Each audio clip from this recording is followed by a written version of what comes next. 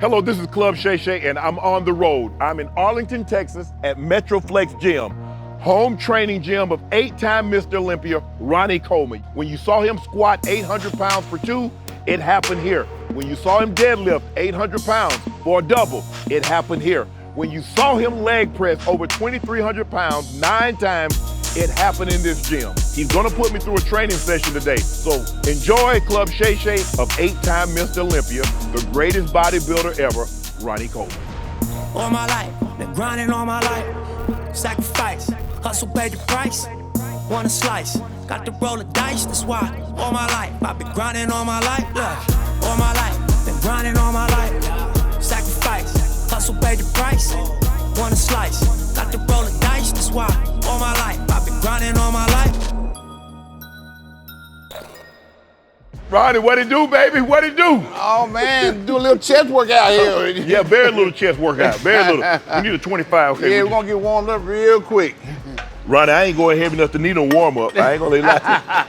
I don't know who done told you, but they told you wrong. Oh yeah, they told me you was the man when it came to lifting weights. Nah, I used to be the man. We both used to be the man. Hey, I definitely feel you on that one. You need a spot? No, I don't need no spot for this lightweight. Okay. This is lightweight for real. That's all you need. Just warming up. Okay.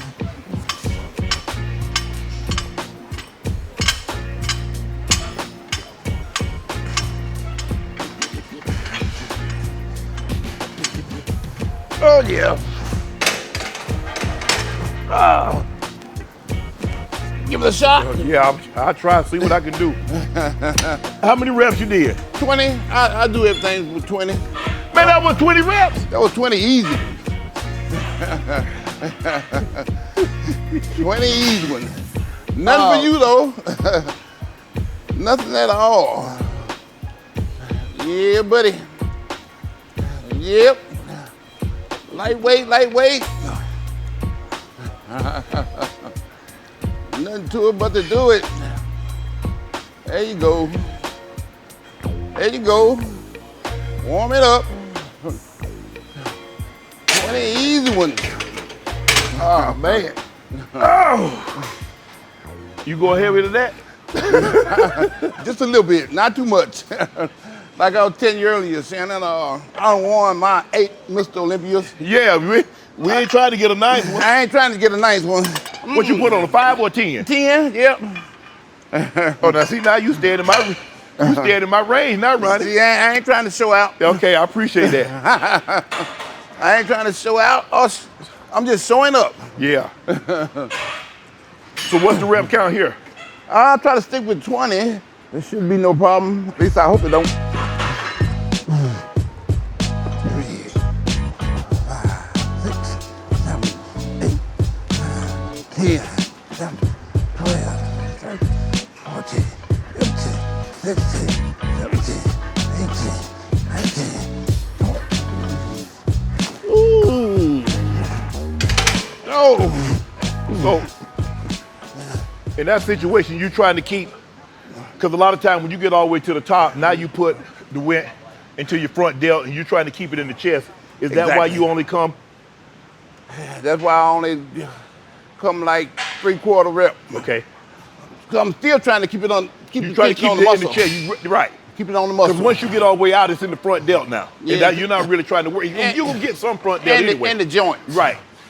So, right this way, I'm keeping it all as much as possible on the chest. Okay.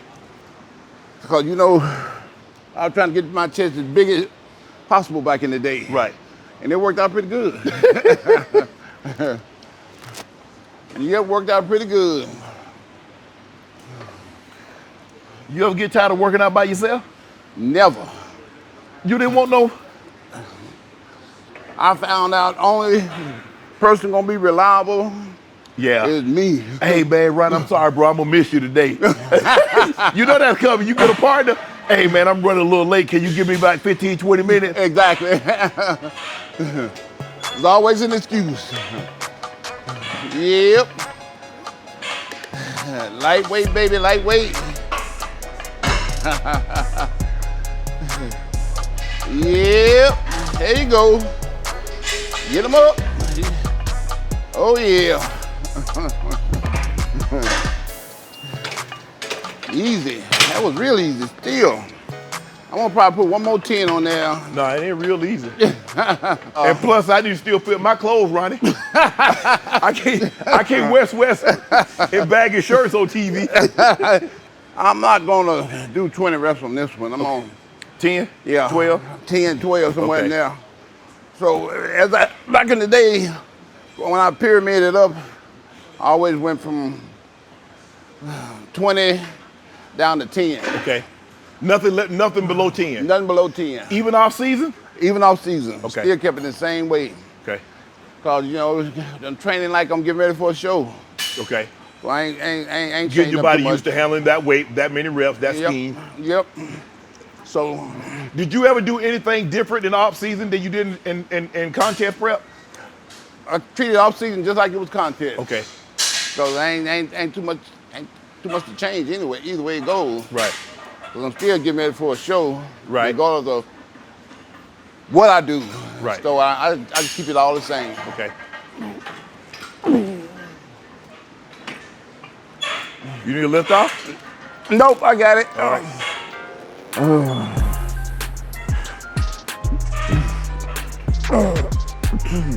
3, 4, 5, 6, 7,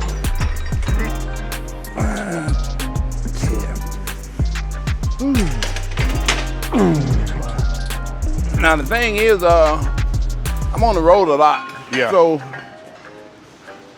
every time I miss a workout, my strength decreases Yeah. just a little bit.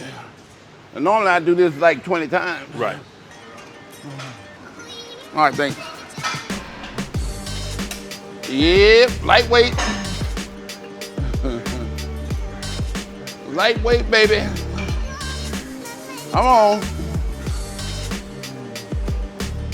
There you go. Yep, get them up.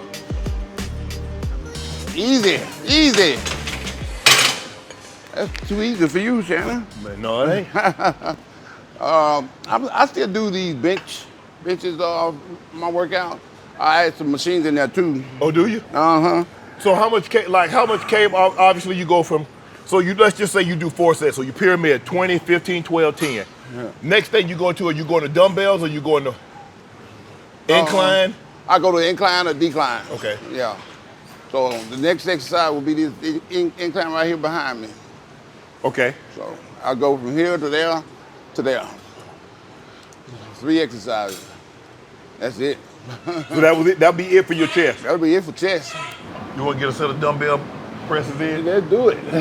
What you want to do, flat or incline? We can do incline. I ain't going that heavy, Ronnie. So I ain't going that heavy. You and me both. Yeah.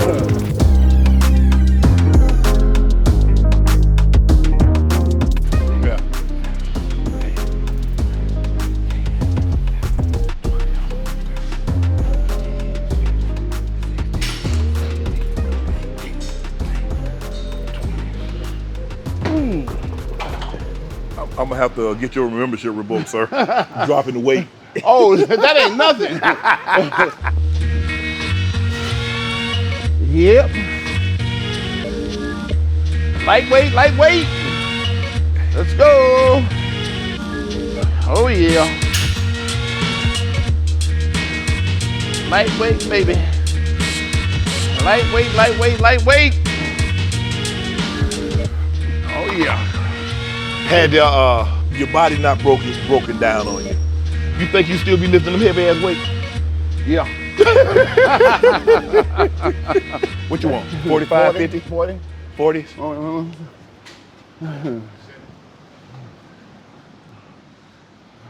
So is the rep scheme with the dumbbells is the same as bench? You do 20, 15, 12, 10, trying to keep the focus on the muscle group that you're actually working. So that's Exactly. why you don't go all the way to the top of the movement. You try to keep that constant tension on that chest On muscle. that chest muscle. Upper Same chest, thing. yeah. I apply the same here on everything.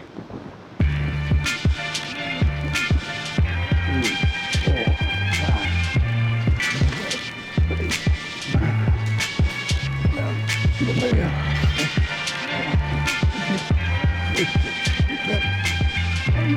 10. Watch out. Lightweight, lightweight. Let's go. You got it. Lightweight, baby. Get him up. There you go. Easy weight. Easy, easy.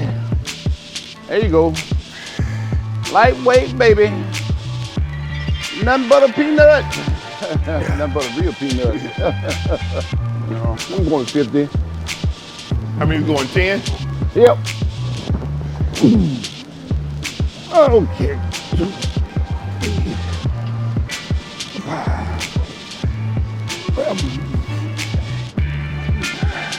Oh, 10, that's it.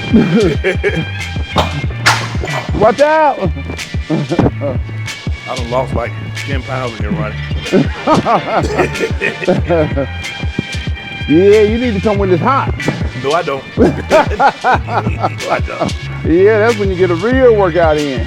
But the thing is, I mean, it's so hot. You gotta drink, you probably had to drink 2 gallons of water up in here. You do. And that's what I drink. Every day. Yep. Lightweight, stove. Lightweight, baby. Get them up. There you go. Come on. Yep. Nothing to it but to do it. You got it. Come on. Lightweight. Oh, yeah. Playing with it. Easy weight. I always try to do incline, flat, and decline. Okay. Those 3 movements. All right. Look. Summertime shy on the boat, me and the guys plotting our next moves, putting smoke in the sky. Louis shades cover my eyes. Rest assured, I'm not sleep deprived. Senseless violence on the south, these kids ill-advised. Who gon' guide the way before another drill? Who gon' start the wave? Tell me. Another story. What you trying to sell me now? Some people hold you back before they hold you down. Listen.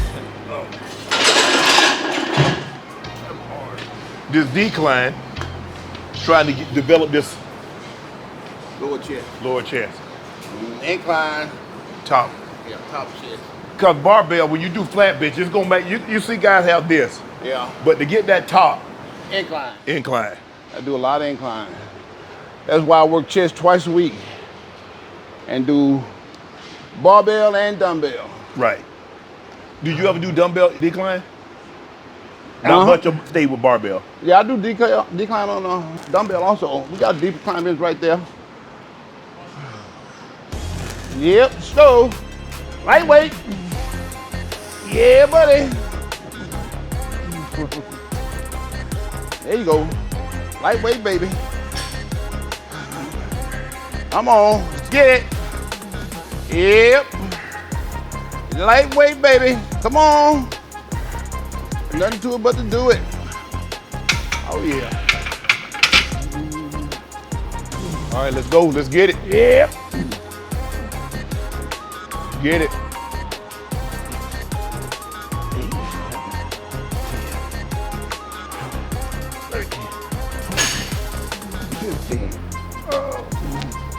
I got it. Yeah. Since it doesn't have the ring, I think that's what threw me off. did I go up here? Slide just a little bit. Here. Slide just a little bit, and I should be straight. Yeah. Is it even to you? Yep. All right. Lightweight, let's go. Come on. You got it. Lightweight, baby. Yep. Come on. Let's go. Yeah, buddy. I'm gonna put one more 10 on there, see if I can get 10. God damn, Ronnie. I ain't trying to win no old title. I'm good with none. You never know. You might be able to do that man's physique. Nope. All I do is sit next to Stephen A. I'm good. I got Stephen A. I got Stephen A. You ain't worried about him. Nope. Huh? Stephen A. and Ocho, I'm good. All right, Ocho was pretty good in the gym too, huh? Man. Okay. Let me see how I measure this. I didn't. You have to come You in see some. it? Yeah. Oh, I think Yeah, see, here's the ring right here. Right here. So that's one you do. yeah, but see, I did here, here, and just slid out like an inch. So you hold on, you got it too far over. No, Now, okay. that's about even. This is the ring right here. Yep. And this is the ring. Right here. Okay. Yep. Let me try grabbing those two. Because that was real awkward. 1, 2, 3, 4, 5, 6, 7, 8.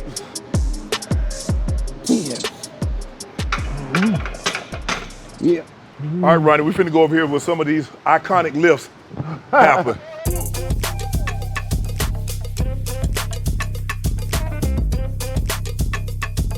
Was that the platform that 800-pound deadlift happened on? Yep, that's it right there. That's the same bar I did the 800-pound squat on right there. I bought this thing for that 800-pound squat. Yeah. I said it had a jack that you can jack the weights up. Yeah. It would hold any amount of weight you put on there. And you can see right here, if you look close, the pin is starting to go into the metal. Yeah. Some heavy weight been on that bar. Yeah. On that rack. Ronnie, you can attest to this. Them 100-pound plate, they heavier than the 245s. I know it's 90, but man, try benching and try doing things with those 100-pound plates and put 100 pounds of normal weight and then put 100 pounds with that one plate. It's a difference. Your body knows it's a difference too. Yeah, I had 6 of them on there when I deadlifted. Jeez. We don't use it for squat though, you know. I think it's too high up. Right. It bend the bar too much. Oh yeah, for sure. That's Yeah, why. you'd have to get a special bar. You have to get a special bar that would be made to hold that kind of weight. Yeah. And we don't have any of those. Brian ain't trying to spend that kind of money on a bar. No, because ain't nobody can lift it but you. So it's not gonna get the use out of it that it would need to be. A bar like that costs you $10,000. Yeah. So this is where he sits, and Yep. he's wrapping his leg. Yep, that's it. And there used to be a picture of me squatting right there, hanging up. So you look over there and get fired up. They took that down a long time ago. Somebody stole it, actually. You see, you took the word. I was about to say no. Somebody stole it. They didn't take it down. They took it down and they took it home. Yeah, too. took it down and took it home.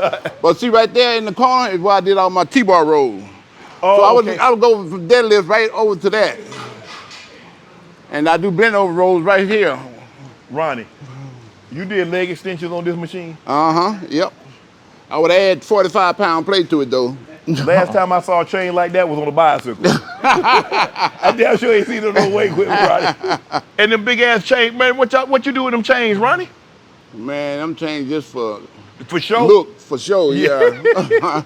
I think I put them around my neck one time to do a photo in them. That leg press over there is one I did the 2,300 pound on. I bought that specifically for that too.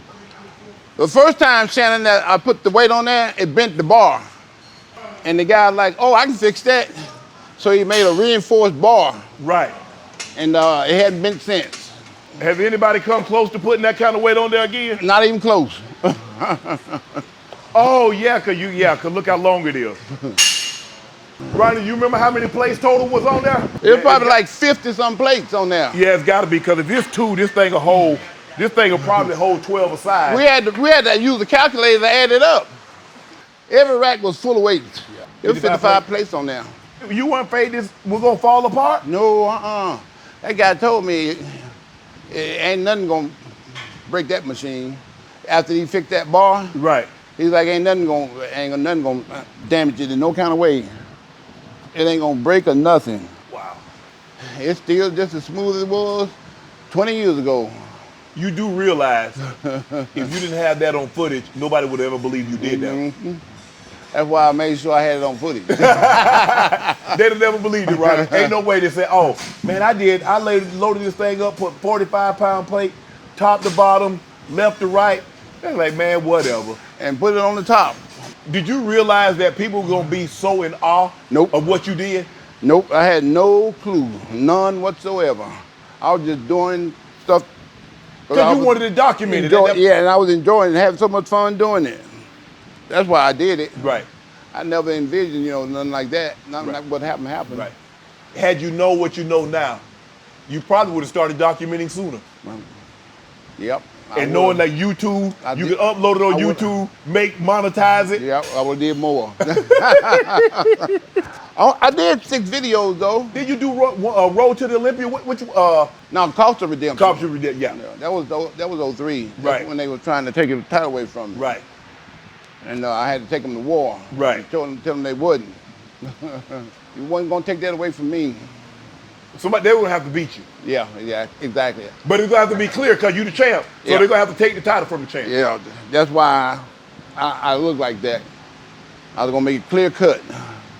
Make sure wasn't nobody even close. So when you came down the steps, you had the scepter, you had the crown, Yep. you had the cloak.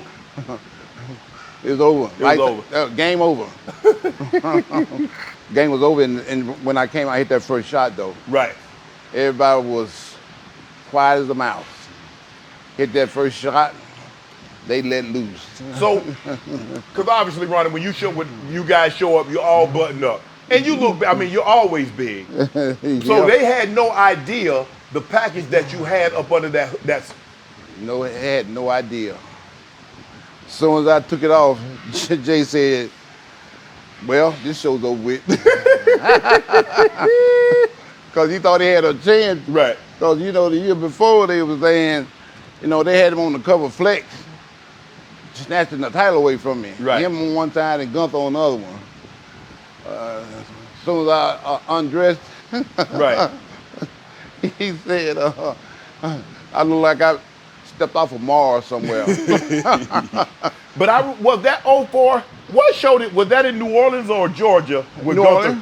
New Orleans with Gunther beat you? That was 01, 02. 02. That's why I came out like that in 03. Because he thought he had a chance to beat me again at the Olympia. And I'm like, okay, we'll see about that. You want to go to war? Let's go to war. Let's go. Let's do this. And like I said, when I unstripped backstage, they knew it was over. It was already over. Jay said he knew he didn't have a prayer. I didn't know I looked like that until I saw the pictures, though. Really? No, I had no clue.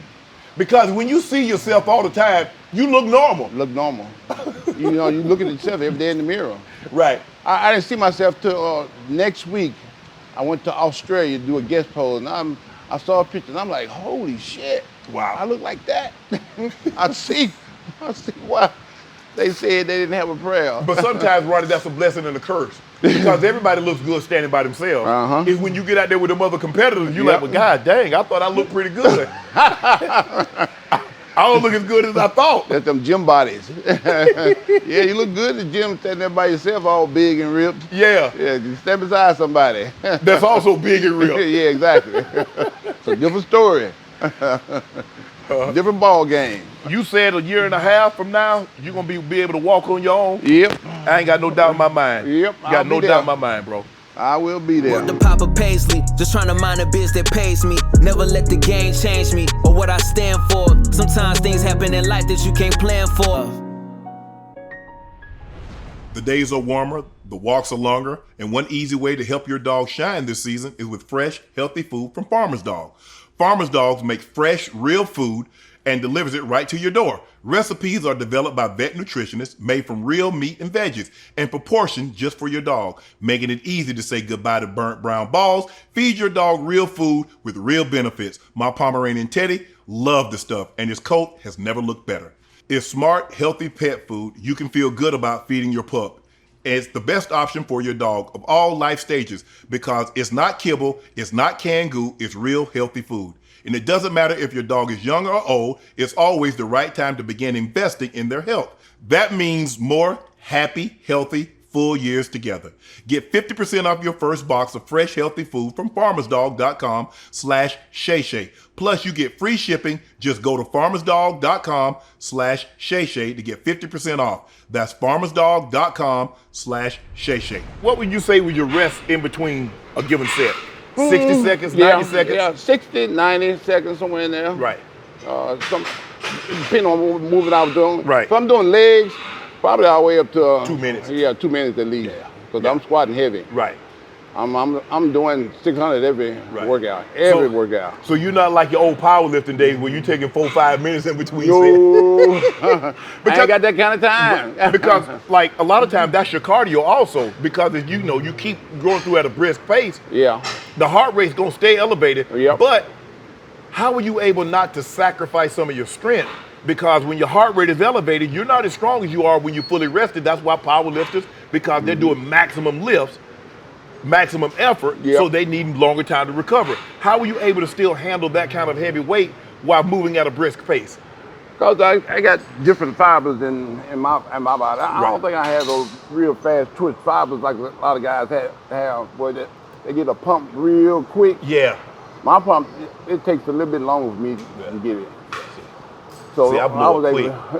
yeah. I'm gonna be blowing. No, not me. It'd take me probably a whole workout in order to get Really? pumped up like that. Yeah, I mean, that's why I did so many sets. I do mostly 4 sets. 4 sets? everything. Yeah, like So you said. But the thing is, Ronnie, you're doing 4 sets of compound movements. You're doing bench, you're doing incline, you're doing decline. Mm-hmm. Yeah, my pump don't probably come till I get back, maybe to the incline, maybe the decline somewhere in there. So that's why I'm able to do so much. My body, I don't get that big pump that a lot of guys get, when they first start out. I don't get that big pump right then and there. It just takes a while for me to get it. Is the rep scheme the same? So you're doing Same rep scheme, yeah, on everything. Wow, that's a lot of reps, bro. A lot of reps. I mean, so Plus- 20, 15, that's 35. Another 12, that's 47. With another 10, that's 57 reps. Yeah, but you gotta look at it. I've been working out for a long time. The longer you work out, the better your body adapts to it. Right, And it changes with it. right. So I don't really get pumped up that fast. I don't really get tired that fast. And for the most part, I don't even get sore Really? no more, yeah. No. Like some guys, they come in, they get sore Yeah. after one workout. Not me. I can take 3 months off and come back, still not get sore. Right. Because my body's so used to working out. Right. I like I say, I got 47 years behind it. And back then, even back then it was 30-some years. So I've been working out for a long time. And, everybody's body is different. Correct. Yeah. So you gotta look at that too. Right. Like the highest my body fat ever been was 5%. And I'm way out of shape for that. Right. For me. You start drinking, 3 gallons, 2 gallons, and you whittle yourself all the way down. Yeah. But I'm not worried about cramp because that was a medication that you can take for cramp. Really? Called Okay. quinine sulfate. Okay. And I never, ever cramped. Wow. Never. My whole career, I never cramped. Not one time. Because that's a big thing. I mean, I've seen guys backstage start to cramp and they try to hold it. And get completely locked up Yes. in the yeah, pose. Yeah. I think took in too '94 much out. that happened to Paul Dillette. All delay. Yep. On all They plastic they stage. literally took his ass off the stage and took him to a hospital. They took him in the bicep pose. Yes. Straight to the hospital.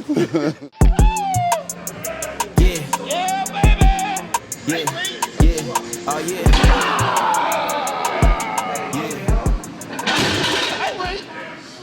You ain't do no cables? Every now and then I'll do that one right there. With Okay. the thing that said Oh, the chest. pec deck. I do that pec deck. Okay. And that's about it, But most part, I just stick to this and dumbbells. Okay. Barbell and dumbbell. I did barbell earlier this week. So I try to train everything twice a week. Okay. Chest twice a week, back twice a week, legs, normally once a week, Right. and then shoulders Okay. once a week. But chest and back twice a week. Do you think that's the reason why the bodybuilders today look a lot different than what you guys look? As far as you guys mainly did a lot of barbell, Yeah. a lot of free weight, Yep. a lot of free movement. Yep. Now, with the equipment the way it is, it gives you the illusion of bar, but it's not. It's still a machine. Yep. There's nothing like moving heavy iron. Ain't There's nothing like moving out heavy iron. You gotta balance everything Yes. by yourself. All your stabilizers need to come into it. And yep, so Come that's, into play. So that's why you get a much better workout. And that's why you look a whole lot better when you're standing up there on stage. Right. Because you ain't had free weight. You putting out everything. You working everything. And plus, Ronnie, when you guys did it, there were some, But the guys now, their shoulders look a lot different than what your shoulders. They're not as sculpted, as grainy, and now they got big shoulders, but there's a lot of enhancement going on. Yeah, I picked a day where I just did shoulders only by themselves. Just shoulders by themselves, no other body part. No other body part. I concentrated on them. Okay. But they were kind of weak, and I like, there's another for me to bring up. Right. And I did the same thing with legs too. Right. I had a day where I just did legs by themselves. Okay. Just legs only. Why? Ronnie, you had legs. You Well, squatting 800 pounds. You walking lunge with 225. That's how I got them. That's how I got them. So in order for me to keep them, I need to keep doing the same thing. What about back? Because you started thing. off a power lifter. Yeah. You had that dense, grainy look, the erector, the chain muscles, which was unbelievable, the glute, ham tie-in. All that came from doing deadlifts and squats. Yeah. And the big traps because you got to pull this weight. Yep, and the traps, yeah. And the guys today, they won't do squats or deadlifts. No. Most of them leg press. Yeah, that's why you see them looking like they are. They won't do these heavy movements, these free weights like that. And They say, that's the only way that you can get it.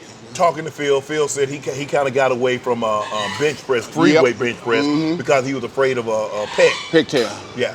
Not me. Yeah. I wasn't afraid of no injury. Yeah, but a lot of the guys were afraid of doing certain exercises because of injury. Do you believe that gave you an advantage because you were still doing that free That movement? gave me a huge advantage. That's why I look different from most of the guys out there.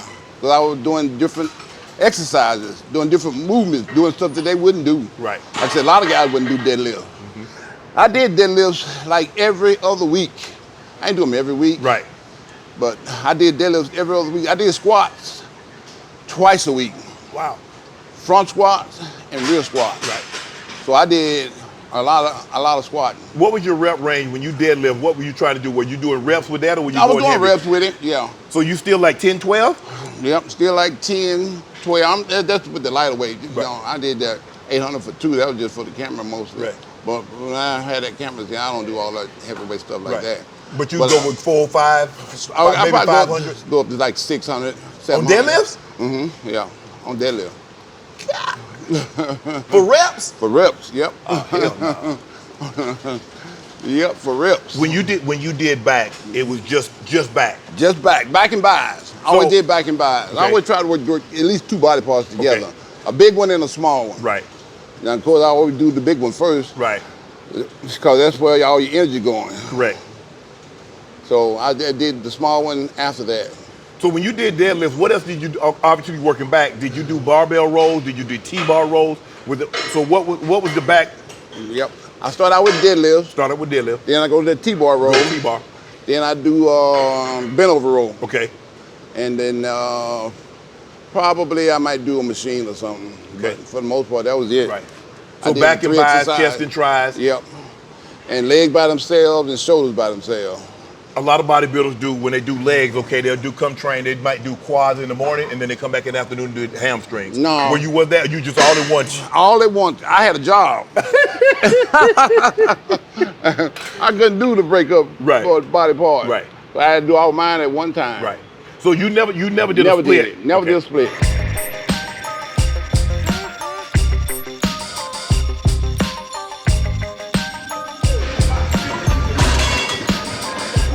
When you walk into your home and you look and knowing there's a great chance ain't nobody gonna ever get 8 again, and they damn sure ain't gonna get 8 in a row. And definitely ain't got a chance for a prayer for 9. The way these guys looking today, I think it's gonna change hands every other year or something like that. You think so? Because there ain't nobody dominant like that no more. Right. You look out there now, I mean, I think Because you got Hottie. Hottie can win another Olympia. Hottie can win another one. You got Derek Lunsford. You got Nick Walker. You got Samson Dowdle. You got Samson. Who Don't else? forget about Andrew. He can win Olympia. So you ain't got no dominant physiques out there right now. They all pretty much on the same level. Right. Universally, most people have said, and I've heard it. I've been around a lot of, Steve. I know Steve Weinberger. Oh, yeah. I know Jim Mannion, and I know all of those guys, Yep. and a lot of the judges, and a lot of the handlers that they said that 01 Arnold Classic was the greatest bodybuilder they had ever seen. I get that a lot. I get that a whole lot. Then again, I got people that tell me 03. Yeah. I think when you combine the size, right? I'm talking about the sheer mass. You're talking about 285 pounds. Yeah, exactly. We've never seen a man walk on stage that conditioned, Yep, that exactly. peeled. Exactly. I mean, you had onion skin. Yep. I mean, you could literally see. I mean, when you hit a pose, you could literally see the muscle fibers firing. Yeah. I mean, they're firing in your low back, the Christmas tree, Yep. and the shredded glutes and the hams. Yep. And it's like, how is this possible? Because we've never seen it in the history of bodybuilding before. Mm-hmm. You know, people can say, oh, he looked so good this day and he looked so good that day. We had never seen that package on stage when those lights hit and they say, okay, side chest, rear double bi, lat spread, most muscular. Yep. We had never seen anybody hit poses like that and the fibers just start firing. Yeah. They never seen a bodybuilder with the mindset that I had, though. True. And they probably never will. Yeah. It also goes back to genetics too. You know, you got to have genetics. Oh yeah, for to sure. get in this world. You ain't got that, you ain't Right. in it. My genetics combined with my work ethic was way out in another stratosphere, another universe. Right. You know, and because I was willing to work like that, you know, a lot of guys, like I said, they ain't trying to do squats. No. They ain't trying to do deadlifts. Ain't nobody doing walking lunges. No, hell no, not with that kind of weight. Yeah, they do lunges. It's here in the gym. Let me ask you this. To come into the gym every single day and push yourself to exhaustion. Yep. Because that's what you're doing. Yep. You're pushing, and I tell people when you train, you gotta ask yourself, why am I doing this? When is this issue gonna be over? Where do I go from, how long is it gonna last? You gotta question yourself when you do this, Ronnie. Yep. You gotta question yourself because if you don't question yourself, you bull jiving. Yep, exactly. I always tell people, if you got passion for something, you never work a day in your life. Right. And man, I had more passion for this than anything in the world. I look forward to this. I look forward to coming to the gym every day. I love coming to the gym. And I think that passion drove me to the successful person I am today. Right. I had so much passion for it, it wasn't like work. I was doing what I truly loved doing and truly enjoyed doing. Right. And that combined with my work ethic to another level. Look what this money bring us. Flooded my neck and fingers. Where I'm from, we work too hard. We just can't take no breather. Hello, welcome to another episode of Club Shay Shay. I am your host, Shannon Sharpe. I'm also the proprietor of Club Shay Shay, the guy that's stopping by for conversation and a drink today.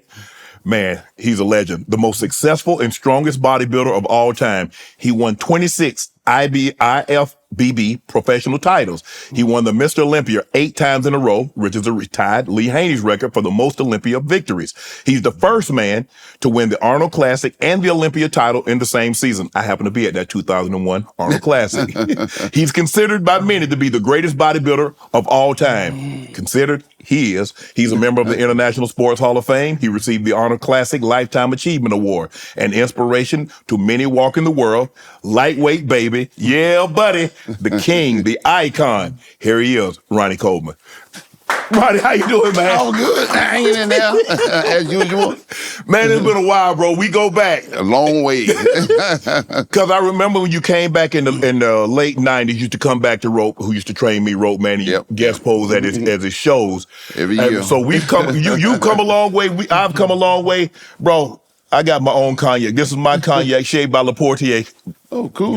And I want to toast your career, the most unbelievable professional bodybuilding career ever. Thank you. Salute, bro.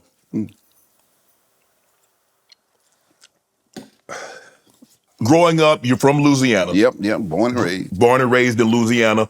So growing up, obviously you probably worked on a farm or farm like labor. Yes, sir, I sure did. Chopping that cotton. Okay. So what did Ronnie Coleman want to be when he was a kid? I wanted to be a professional football player. Okay. Yeah, and I played high school, junior high, college. Didn't make it to the pros. Right.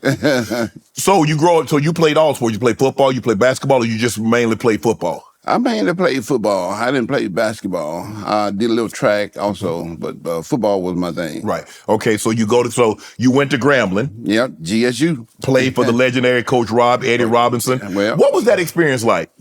Man, it was a lot of fun. I mean, we had the greatest time of all, had the greatest coach of all time, Eddie Rob, and we lived a joyous, fun life. And it was real hectic on the road because everybody was trying to get Coach Rob, especially when he broke that record. Correct. But it was probably the greatest time of my life. Right. Greatest experience of my life, for sure. I often want to go back to those days, but you know how that is. But that was the greatest time of my life by far. So you mentioned like growing up, you wanted to play professional football. You got a college scholarship to go GSU, but I heard you injured your neck. Mm-hmm. Was that probably the main reason why you didn't make it, or was it ability? Well, I had a lot of injuries, but first of all, I didn't go on scholarship. I walked on. Walked on. Yeah, and tried out and then made the team.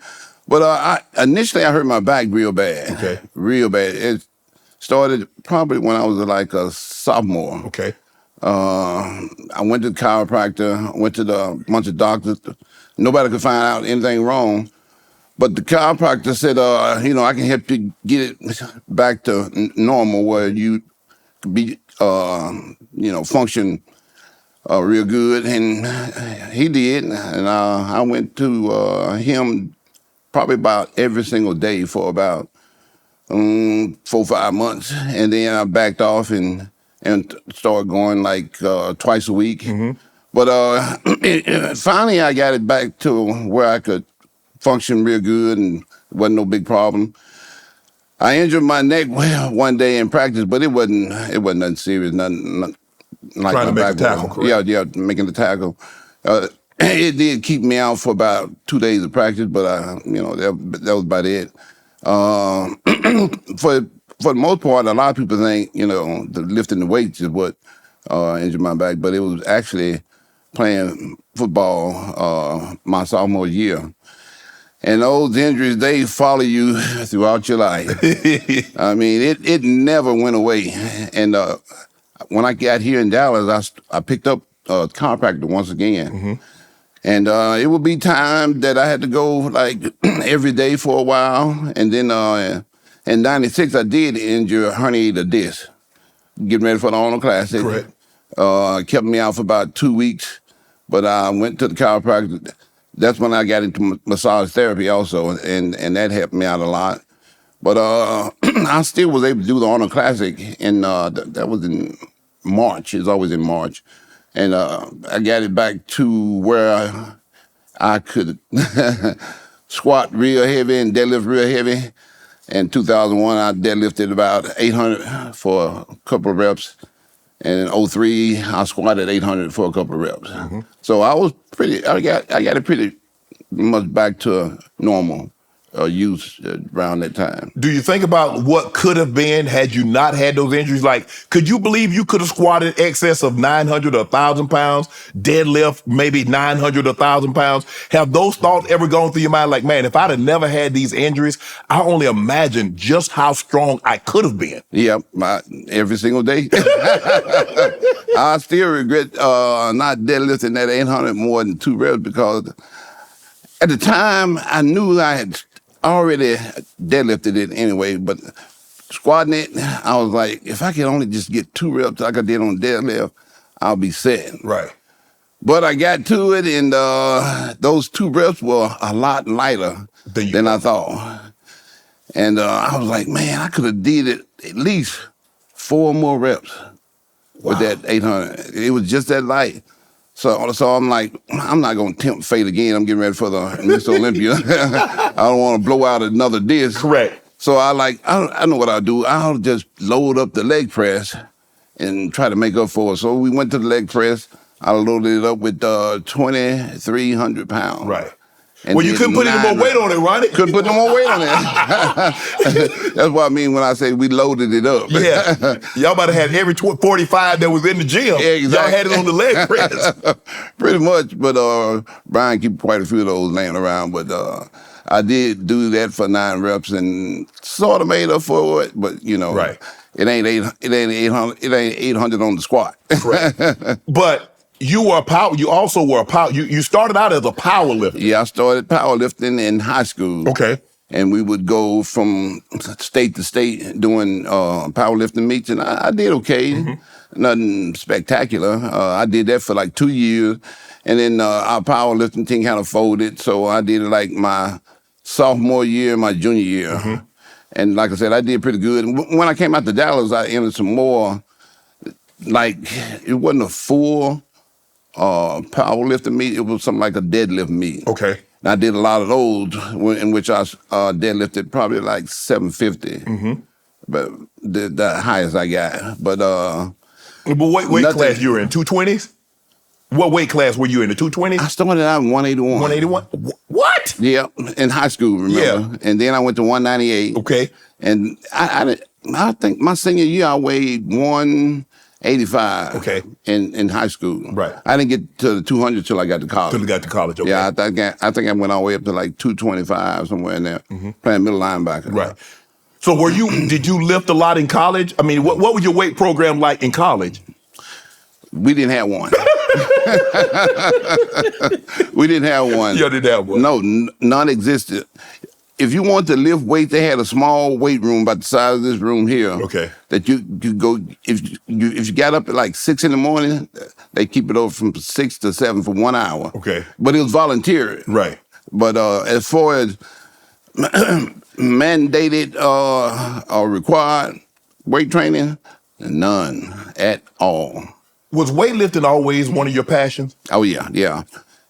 My passion started with that when I was about 12 years old. Okay. When I was about 10, 11, everywhere I went, people always asked me if I worked out. And I'm like, no. Well, I finally got tired of saying no. I want to say yeah. You know. Right. So I picked up, I had my mom buy me a 110-pound weight set from Walmart. And I started working out in the backyard, you know. And the plastic ones, huh? The plastic ones, yeah. You remember those? Yeah, I do. And right around 12, you know, I kind of fell in love with it. And it just took off from there. You know, like I said, I joined the powerlifting team like in, I think it was 14 when we started that powerlifting team. Mm-hmm. So that was like a couple years later. Right. And that's when I really got into it. Right. But I got that passion from early age, you know, lifting in my backyard with my friends. We all had mostly curl stuff, you know. We just curl and do some overhead presses, but nothing serious, right. You know, just having fun. And that's where my passion came from, lifting in the backyard. And now all of a sudden you can start to see your body starting to transform. You start to see you get muscle definition. You start to get peaks on the biceps. Yep. And now all of a sudden you're like, okay. Yeah, this is looking good. You were hooked. From that point on, I was hooked from that point on, yep. We were talking earlier off set that you had some odd jobs. I think you said in college, once you got to college, you was delivering pizzas or something. Was that college or when you got to here? No, yeah, that was in Dallas. But in college, I had some odd jobs too. What'd you do in college? Worked for the police department. Okay. In college? Yeah, in college. It was called a work study. That's how you pay for tuition. Yeah.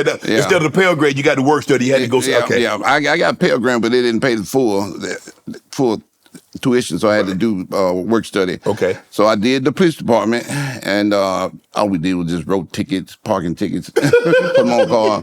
We did like transfer to the bank, you know, help citizens drop their money off. Mm-hmm. And that was about it. Then when that work study ran out, the next year I got on at the journalism department doing writing, sports writing. Okay.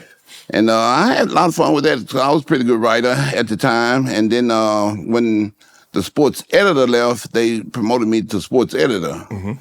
And that was a real hard job because we had to put the newspaper together. Correct. So you had to measure out everything, measure out your ads and all that. But I never really caught on. But, you know, my instructor, she mostly helped me out with that a lot. But I did all the editing, you know, of the stories that came in. And it was another great experience for me. So you go to college, you graduate, I think you graduated cum laude? Yep, instead of thank you, laude. I ain't gonna lie, Ronnie, I was majoring in eligibility. I just need to stay eligible. So. Yeah, I was pretty studious when I was going to school. I studied every single night. I was in accounting, so right. I had to study really Absolutely. hard. And I wanted to be the first one in my family to get a college degree. Okay. So that motivated me real hard to do everything in my power to get that degree. Okay. And when I got it, it was the greatest feeling ever, you know. But I kind of regret not staying in college a little while longer because, like I said, it was the greatest time of my life. Yeah, man, college was great. It was the greatest time of my life. It absolutely is. Okay, so now you realize, like, you know what, this NFL thing might not work out. When did you transfer? So what did you want? When you got to college, you got a degree. It's in accounting. Yeah. I don't know if you ever put that degree to work because you came to Dallas and you became a police officer, and the rest is kind of going from there. Actually, I came to Dallas and I tried to get a job in accounting. Okay. I went on a lot of interviews. And most of the time they were like, well, we need somebody with experience. Mm-hmm. I'm like, well, you give me a job and I get some experience. How am I going to get it when you won't give me an opportunity? Exactly. So I did that for almost 2 years. Wow.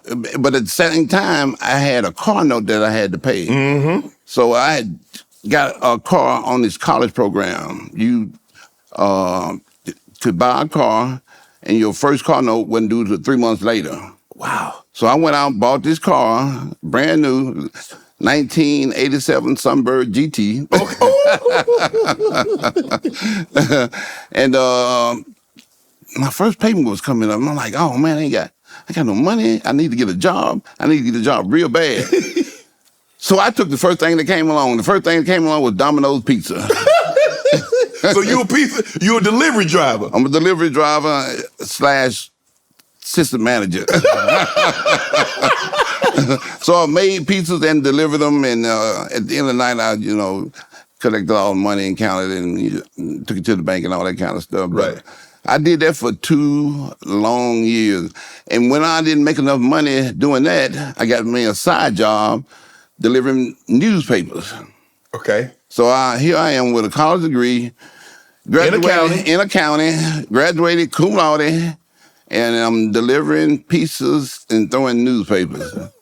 And I couldn't wait to get out of Domino's Pizza. Right. So I'm like, you know what? This thing with the accounting is not working out. So every week I got the newspaper, there was always a classified ad in there for hiring police officers. No experience needed. So I'm like, oh man, I get on the police department, I can use my mental ability as well as my physical ability. Right. I always got some bad crooks out there trying to start some trouble. So that's what I did. I applied for the police department. After 2 years working at Domino, and Arlington hired me in March of 1989. March 20, 1989 was my first day. And at the time I was living in Irving, and when I graduated the academy, I moved to Arlington. Okay. And I've been here ever since. Delivering pizzas, did you deliver more than you ate, or you ate more than you delivered? I ate way more than I delivered. If you'd have been an Uber driver, you'd have got a terrible grade. Yeah, exactly. Your rating would have been awful. But I ate pizza every single day, sometimes twice a day. And now, do you like pizza now? No, not anymore. I finally got tired of eating pizza about a year and a half into it. So there was a Burger King next door. And I'm like, I bet they tired of eating burgers. I called Burger King. Hey, y'all tired of eating burger? They like, yeah. I like, y'all want to trade pizza for burger? Yeah. I finally got tired of eating burgers. So there was a Kentucky Fried Chicken next door to them.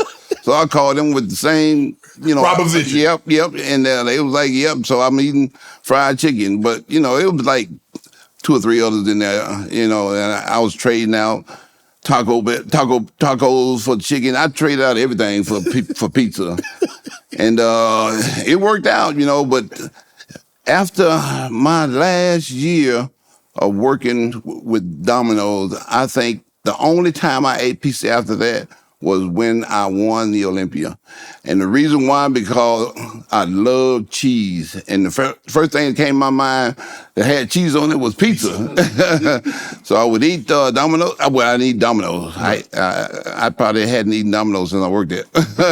So I called Pizza Hut. Right. Ate pizza right after the show, and I wanted more cheese after that. So I went to McDonald's and got a cheeseburger. Wow. So now you moved to Arlington and you're a police officer. Yep. Mm-hmm. Are you powerlifting still? Nope. You're giving up powerlifting and transition to bodybuilding? Yep. No. I would work out maybe once or twice a week, while I was on in the academy. Well, when I graduated, and my first day on the job, one of the guys came to me. We were on a call together. He's like, "Man, where you work out at? You pretty big." I'm like, "I work out at the station." He's like, "Oh, there ain't enough weight there for you." And I'm like, "You right?" The size of this room, no, ain't enough weights in there. He's like, "Well, why don't you come to Metroflex Gym?" So the next day I go to Metroflex Gym, and the owner, Brian Dobson, said, "Man, you pretty big." I had 22-inch arms. So I was pretty big. So you was always cut up, rocked up like that? Exactly. My whole life, pretty much. So everywhere I went, I was the biggest and the strongest guy in the room. And actually, even in college, high school, everywhere, So when I went to Metroflex, Brian saw it, and he's like, "Man, you got a pretty good physique there. You ought to take up bodybuilding." I'm like, "No, dude, I can't do bodybuilding. I just got this job at the police department. And I heard those guys have to take steroids, and I definitely can't diet because I'm a Kentucky Fried Chicken, Burger King eating guy, and dieting ain't for me. Yeah, exactly. It's not for me." Well, that went on for about, 3-4 days. That 4th day, Brian finally said, "I tell you what, I give you a free membership to the gym if you compete in this show coming up about 3-4 months." He's like, "I teach you how to train as a bodybuilder. I teach you how to diet. I teach you how to pose." I'm like, "Dude, you should have led with that free thing." Because at the time, I was struggling paying my bills, and anything free sounded real good to me. So I'm like, "Yeah, I'll do it for a free membership." Right. So Brian taught me how to pose, diet, just train as a bodybuilder. And my first show was Mr. Texas. Mm-hmm. That show was April 7th, 1990. I went in, won first in overall. Wow. My second show, same thing. The next week, April 14th, 1990. I went in, won first in overall.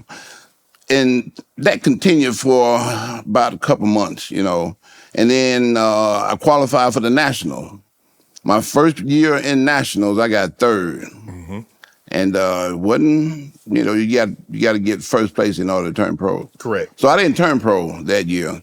The next year, I would go back to the Nationals, and I get 4th. Damn. Yeah, I know. I'm going backwards. Same thing I said, damn. But if you could pass the drug test, you could qualify for the Universe team. And the Universe, they take 5 guys, one from each weight class, and you go compete in the Mr. Universe in Katowice, Poland. Mm-hmm. Well, the first 3 guys couldn't pass the drug test. Matter of fact, there were 44 guys in my class. I was the only one who showed up to take the drug test. Of course, I passed because I was drug-free back then. And I go to the Universe in Katowice, Poland, and 2 o'clock in the morning, they waking me up, take a drug test. I'm like, "Man, well, that's coming from I already took a drug test." Right. Well, when we got there, they brought everybody in a room, a big room. It was a gymnasium, actually, and they made everybody strip down and get on the scale. from everybody stripping down, getting on that scale, they picked all the guys they thought were on steroids.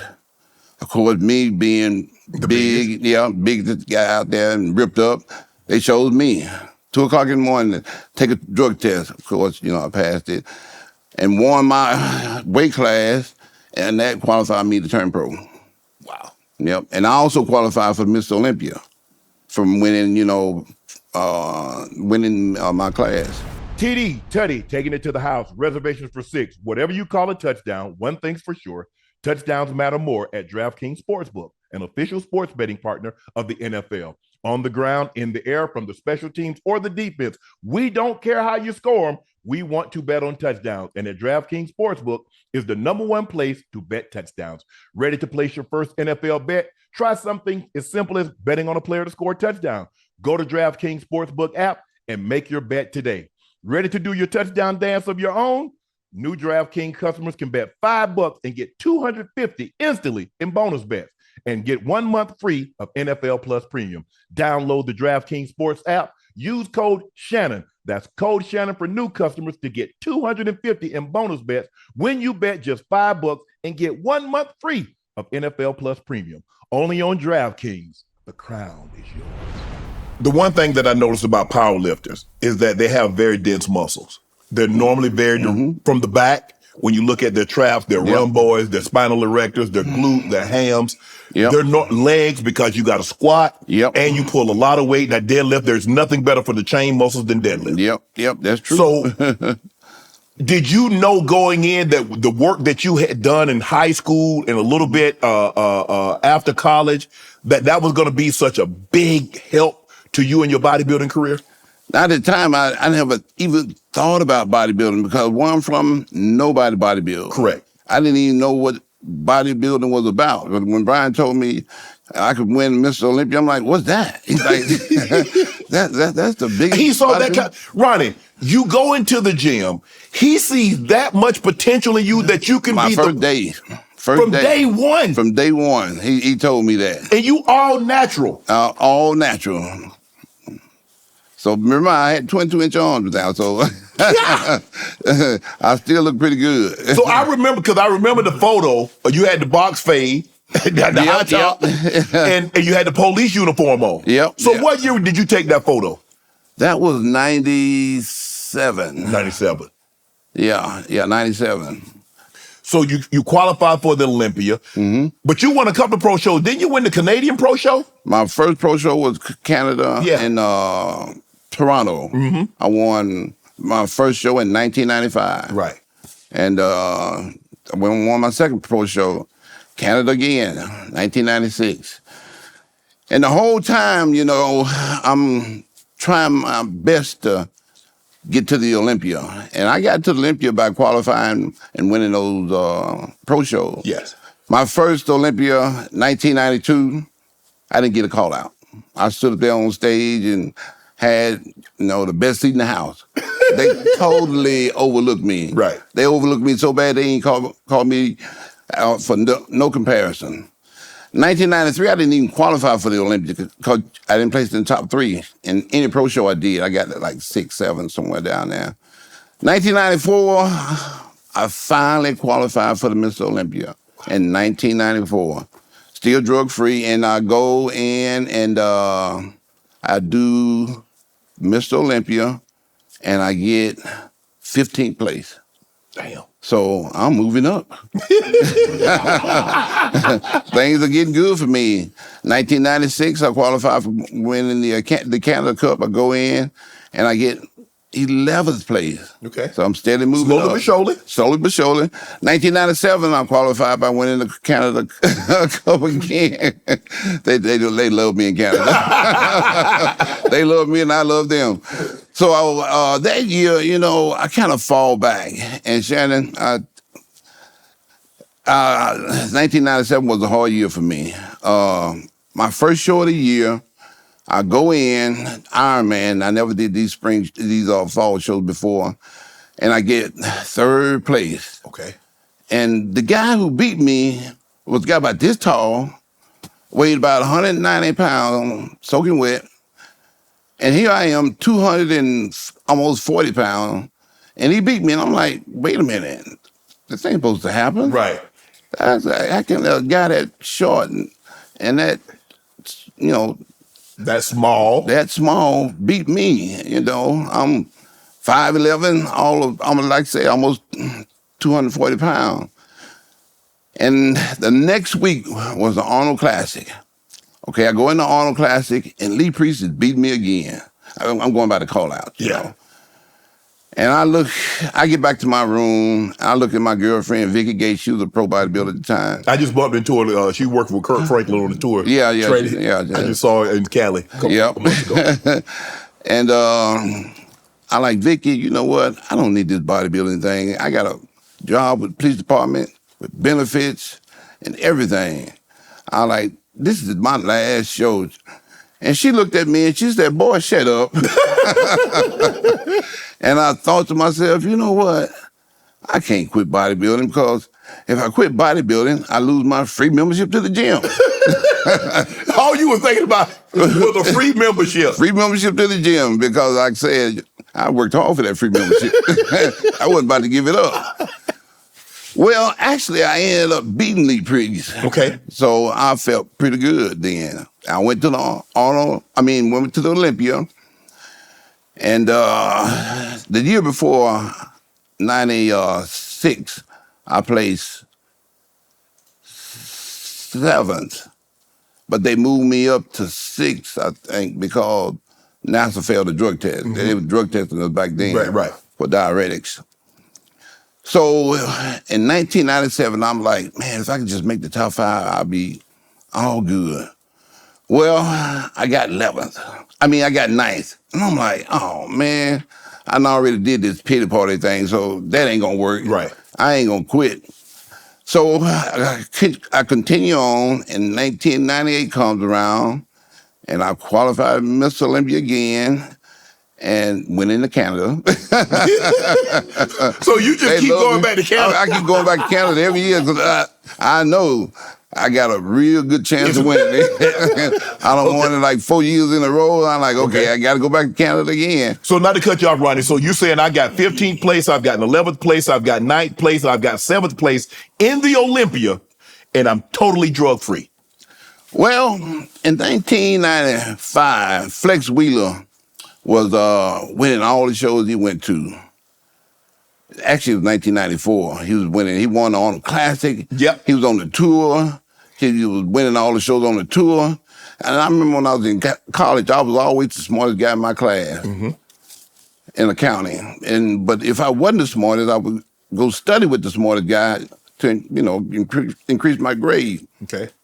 So I'm going to take that same philosophy with Flex. So I went to Flex's room. It was real kind of late at night. And I'm like, Flex, man, I'm tired of getting my butt whooped at all these shows. And I hear you guys are, taking the juice. I had to say something. And he's like, yeah, man, if you want to get up there with the big dogs, you got to do what the big dogs do. Okay. So I'm like, well, what do you do? Well, Flex named out a whole bunch of, steroids, drugs that they take. And he said, I got a buddy that can get everything for you. So I'm like, okay. So my first time ever having anything to do with drugs was 1995. 1995. And that's when I won my first pro show. Canada Cup. Canada Cup. And I'm like, okay, I guess Flex was on point. He was on to something, huh? Yeah. So after that, I'm like, you know what? I'm tired of getting my butt whooped. I'm just going to do what these guys do. Right. But we ran into a little problem along the way, and DA came in, and, they was like, what are you guys doing? What are you taking? So I'm like, well, this is pretty much what I'm doing. He's like, well, we're going to have to confiscate that and, and take everything from you. I'm like, okay. So I went out and it had these clinics that you can go to and get, steroids legally. Right. The only thing, you have to take these blood work. Blood, yeah, to get the blood done. Yeah, so I went to one of those clinics and started doing everything legally, but I had to, take these blood tests, and everything came out pretty much normal, so I was okay. So I was all right now, I could do everything legally. I ain't got to worry about, getting in trouble from doing what I was doing. And from that point on, my career just took off. In 1998, when I went to the Olympia, Flex was the successor. Yeah. Everybody said Flex was going to win. Because there was a stretch there. Lee had took it over. Lee had won 8 straight. Lee retired. No. It was Dorian Yates come in 6 straight. So that's 14 years. Yeah. They've only had 2 guys to win the O. Yep. Lee Haney, he retires after 8. Dorian Yates wins 6. He retires. Now, Flex is the natural. Everybody's like, hey. It's all Flex. It's Flex show to lose. Okay. And I was nowhere in there because I hadn't got nowhere in the top 5. Right. So it was Flex, NASA, Sean, Kevin. Mm-hmm. So in the 98 Olympia, that's who they was calling out. Mm-hmm. And I'm like, oh man, here we go again. I got 9th the year before, and I'm like, if I could only make the top 5, man, I'll be happy and satisfied because I'm really just doing this for, free membership to the gym. I ain't really thinking about winning Olympia, and that never even occurred to me. Right. Because like I said, where I'm from, nobody did bodybuilding. We didn't know anything about it. Correct. Brian taught me everything I knew about bodybuilding. Well, the only thing was Flex was winning all the shows, and, they were, had those guys, picked to win, be the successor. Mm-hmm. Well, Flex called me on the phone one day and he's like, man, who you working with? I'm like, dude, I'm doing my own thing. He's like, oh man, I got this guy, Chad Nichols. He could, dial you in. Yeah, he can dial you in and make a difference in your physique. So I called Chad. Chad didn't call me back. So I called Flex again. I ain't Flex, this guy's not calling me back, man. You told me to call this guy and he was gonna help me out and he ain't calling me back. He's like, no, just keep calling. He'll call you back. So I called him again. Well, this time he called me back, and I hooked up with him. He changed everything I was doing. He changed my diet, I went from eating 5 meals a day to eating 6 meals a day. Okay. I went from 10 ounces to 12 ounces of protein with each meal to 16 ounces. You eating a pound of protein a meal? I'm eating a pound of protein a meal. And I'm trying everything in my power to stuff this food, and it ain't working. So I'm like, man, he said I gotta eat this food to get big. So I just kept eating and eating. My body finally adjusted to it. I was finally able to, it took about 3-4 months. Wow. For my body to adjust 100 grams of protein with each meal.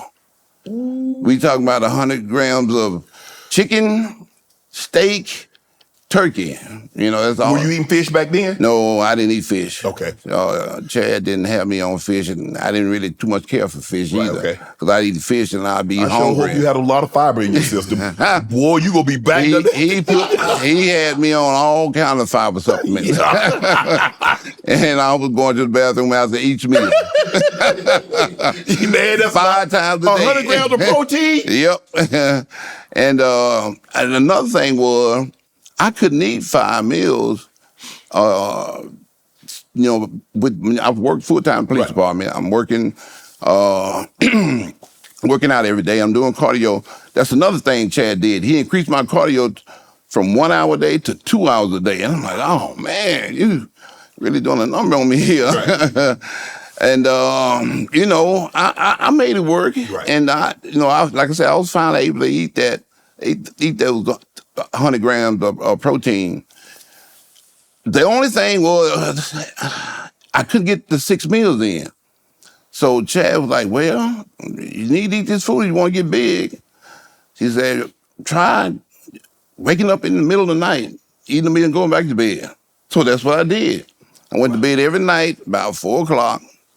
And I would wake up. 4 o'clock in the afternoon? No, 4 o'clock. 4 o'clock in the morning because you work in the police? Yeah, I'm working police department.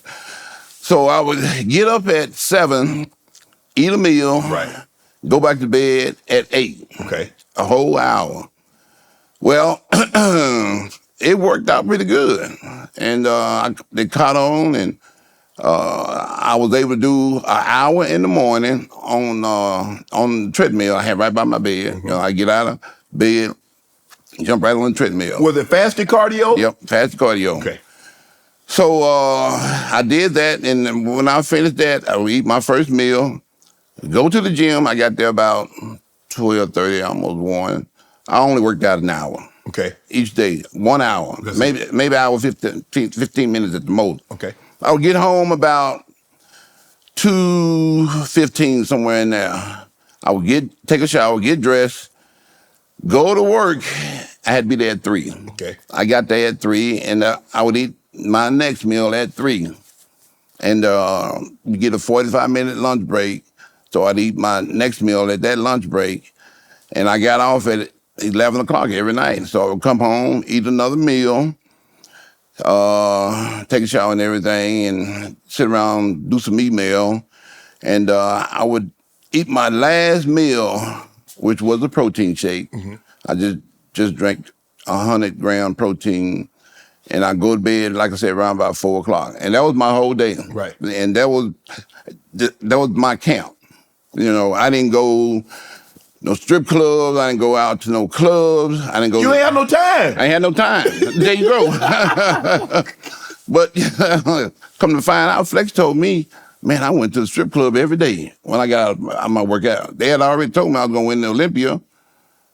I'm like, what? You did what? And he's like, yeah, that's what I did. I'm like, dude, I didn't go to no strip club. I didn't go nowhere. Right. You know, it was job, worked the gym, back home. So basically, you're eating like every 3 hours, every 2.5 hours? Exactly. Every 3 hours, I'm eating a meal. Every 3 hours, you're eating a meal. Yep. And it's working out pretty good. Everything's going according to plan.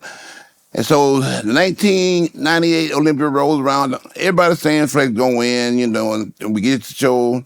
They calling out Flex, NASA, Kevin, Sean. I'm like, oh man, here we go again. All I want to do is make the top 5 and I'll be okay. Well, somewhere along the line, they started calling me out. Okay. I'm like, okay, things looking up. I might have a chance to make this top 5. Right.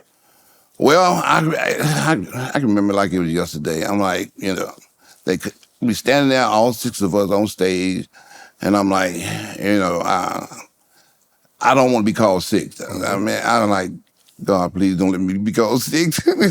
They called out 6th place, and it wasn't me. And I'm like, thank you, Jesus. And I'm like, okay, I got 5th, you know. I've accomplished my dream. Did what I always wanted to do, make the top 5. 5th place call, it wasn't me. I'm like, wait a minute now. Uh-oh. Something going on here. 4th place call, it wasn't me. I'm like, oh, man.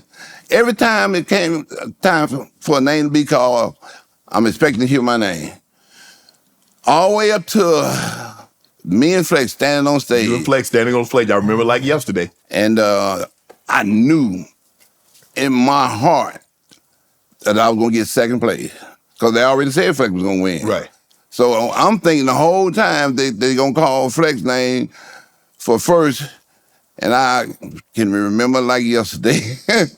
They called out Flex's name for 2nd, and I'm like, and called me out for 1st. I'm like, oh man, they done made a mistake. And I'm like, wait a minute, no, they wouldn't make a mistake that big, and I hit the floor. Yep.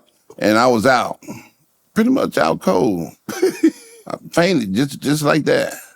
Wow. And the only thing I remember was Vicky coming on stage and helping me get off that floor. And I didn't know what had happened. I didn't know I was down on the floor that long until I watched the tape. Flex came over and said something to me. Chris came over and said something to me. I ain't heard a word. You don't remember none of that? I don't remember none of that. And when I got up, I'm like, oh man, I don't want the Olympia. This is the best thing that ever happened to me in my life. I never in a million years thought I'd win the Olympia. I never even dreamed of winning the Olympia because I didn't think it was possible. But Ronnie, as you're prepping for the show, like you said, okay, we know Dorian retired. Yep. Boom. Okay, flex. Great symmetry, those round belly muscles. Yep, everything. Pleasing. When you look at the Sandow statue, that's Flex. It seems like it's Flex. It seems like Flex Wheeler. And so, how's your prep? Are you looking at yourself every couple of weeks? Are you looking like, well, damn, I'm getting a little bigger, I'm getting a little leaner, as big as I am, as lean as I am? Yep. Because you always going to be the bigger man on stage. Yep. Basically, the only guy during that time that could challenge you for size was Nasser. Nasser, exactly. He was the only one. Everybody else was going to have to beat you with lines, with peak conditioning. Exactly. Because when it came to size, nobody could touch you. Nope, I had that. But you had to be looking at yourself like, well, okay, you start to see the Christmas tree start to come in. You start to see the lat. When you do the rear lat, everything was coming in. Yep. Yes. Everything was coming in. Only thing was, I was working with Chad Nichols, and the night before the show, he had me eat so many carbs. I mean, I was eating 1,000 milligrams of carbs a day. So you got you carbing up. Yeah, and he started that like on Wednesday or Thursday. I forget whatever the day was. And I was stuffing myself with food. And I felt pretty good, right? You know, because when I was prepping for the contest, I could only eat 125 to 150 grams of carbs a day. A day. And that's like 2 meals, three at the most. And when he put me on those 1,000, man, I felt like I was in heaven. Right. I mean, it was the greatest feeling ever. 1,000 milligrams of carb every single day. And by the time I got to Friday, I was so stuffed, I was so full, I lost my conditioning. I'm like, oh man, I done messed up again. Oh, I blew my chance to make the top 5 and everything. So I'm like, called Chad, like, Chad, man, I done messed up, made the biggest mistake ever. I like, all my conditioning is gone. He's like, man, don't worry about that. I got you. Right. So he come out of the room, give me some kind of powder, put some water in it, drink that. I'm okay. I'm like, okay. Man, I must stay up all night going to the bathroom. I woke up the next morning. I'm so nervous. I ain't looking at a mirror. I don't even see myself. And every time I got close to a mirror, I would look away. I remember backstage, I'm like, I don't want to see how I look because I know I look pretty bad after seeing myself last night. So I avoided all mirrors that whole entire morning, the whole entire day, actually. I didn't know how I looked until the pictures came out in the magazine. Wow. Yeah, back then we didn't have camera phones. No, you didn't have camera phones. But Ronnie, you know, being backstage, and I've been backstage and seeing you guys at the Olympia and the Arnold, but guys know, like, damn, man, Ronnie look good. You see how big and full Ronnie look. Man, you see Nasser. You see. So were there not whispers going on? Because I didn't hear anything. I was so, focused on me and trying to make the top 5 that. I mean, when Joe Wheeler even came back there, he never said anything to me. He's like, man, I need you on my team. And he's like, I can get you guest posters all around the world. All you got to do is join my team. I'm like, you want me on your team? Like, dang, Joe, I must look pretty good. He's like, yeah, you look real good. I'm like, yeah, whatever. This guy He just gassing you up. He just gassing me up. He ain't really serious about that. Come to find out he was serious about it. And I still didn't get it. Mm-hmm. I still didn't know how good I looked because I avoided every mirror that I came by. Mm-hmm. So like I said, when they called me for first, I lost it. I mean, I was in complete shock. Other than working with Chad, he changing your diet. Everything I was doing. Your weight scheme, the sets that you did. Back then, there was no such thing as time under tension. It seems to be the way to go now. Yep. Is that you bring the rate down. It's a three tempo down, whole 3 tempo up. Ronnie, you lifting weights, but I noticed when I look at your physique back then, and I look at the guys now, they don't seem as grainy. You used a lot of barbell. You wasn't a machine guy. I wasn't a machine guy. You did flat bench. You did heavy dumbbells. You did shoulder press. Exactly. You did T-bar. You did barbell row. Yep. You did iron. Everything was pretty much free weight. Yes. And I probably did maybe 1 or 2 machines. Right. And everything was heavy. Yes. But even the last couple of weeks when guys are normally tapering off as far as weight, you were still lifting, because I think you were probably like a month out when you squatted 800, a deadlift. No, I was a month out when I deadlifted at 800. Right. But when I squatted it, I was probably like 3 months out. 3 months out. But I was a whole lot heavier too. Right. So that's why that 800 was so light to me.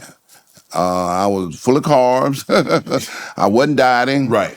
And it was super light. I mean, I couldn't believe how light it was. So you win that Olympia in 98. You got to be on top of the world. You're like, man, is it everything that you thought it would be? It can't be, because you didn't even envision yourself winning it. No, exactly. So you win that. When you get back to your room and you order that Pizza Hut and you and Vicky talking, what's going through your mind, Ronnie? I'm still in shock. I still can't believe I won. It still hadn't hit me yet. But I'm so overjoyed. I'm like in another world pretty much, because I can't believe I just won the Mr. Olympia, the biggest bodybuilding contest in the world. Something that like I said, I didn't even dream of it. I never even thought I had a chance, but I put in the work. You know how disciplined us football players are. You got to be. And I stuck to my routine. I never ever cheated on my diet. I didn't go out. I didn't party. I didn't do anything but work on my body and went to work every day. That was all I did. And that happened every single contest. I'm always going, how we are. We're always going to challenge ourselves. Yes. To be the best. Right. Even though we are not the best, we're going to challenge ourselves to be the best. And like I said, I had so much passion for it. It was the easiest thing in the world for me to go to the gym each and every single day. And then I fell in love with working for the police department also. So I had 2 things that I look forward to doing each and every single day: going to the gym and going to work. I mean, I love working for the police department. It was so much fun, and it gave me a chance to escape being a bodybuilder. Right. When I'm at work, I'm just Ronnie Coleman, police officer, not Ronnie Coleman, the bodybuilder. And that's all I'm thinking about, because people out there trying to kill you. Yeah. So I'm thinking about, making saving my life. Yeah, I'm thinking about making it home each and every single night. But at the same time, I'm enjoying what I'm doing. I'm loving what I'm doing, because every single day, it was something different. Mm-hmm. It was never the same day every single day. And that's what I look forward to, doing something different every single day. And I had so much passion for working for the police department, I would do it for free. And in actuality, that's what happened in 2001 when they told me I could no longer work for the police department.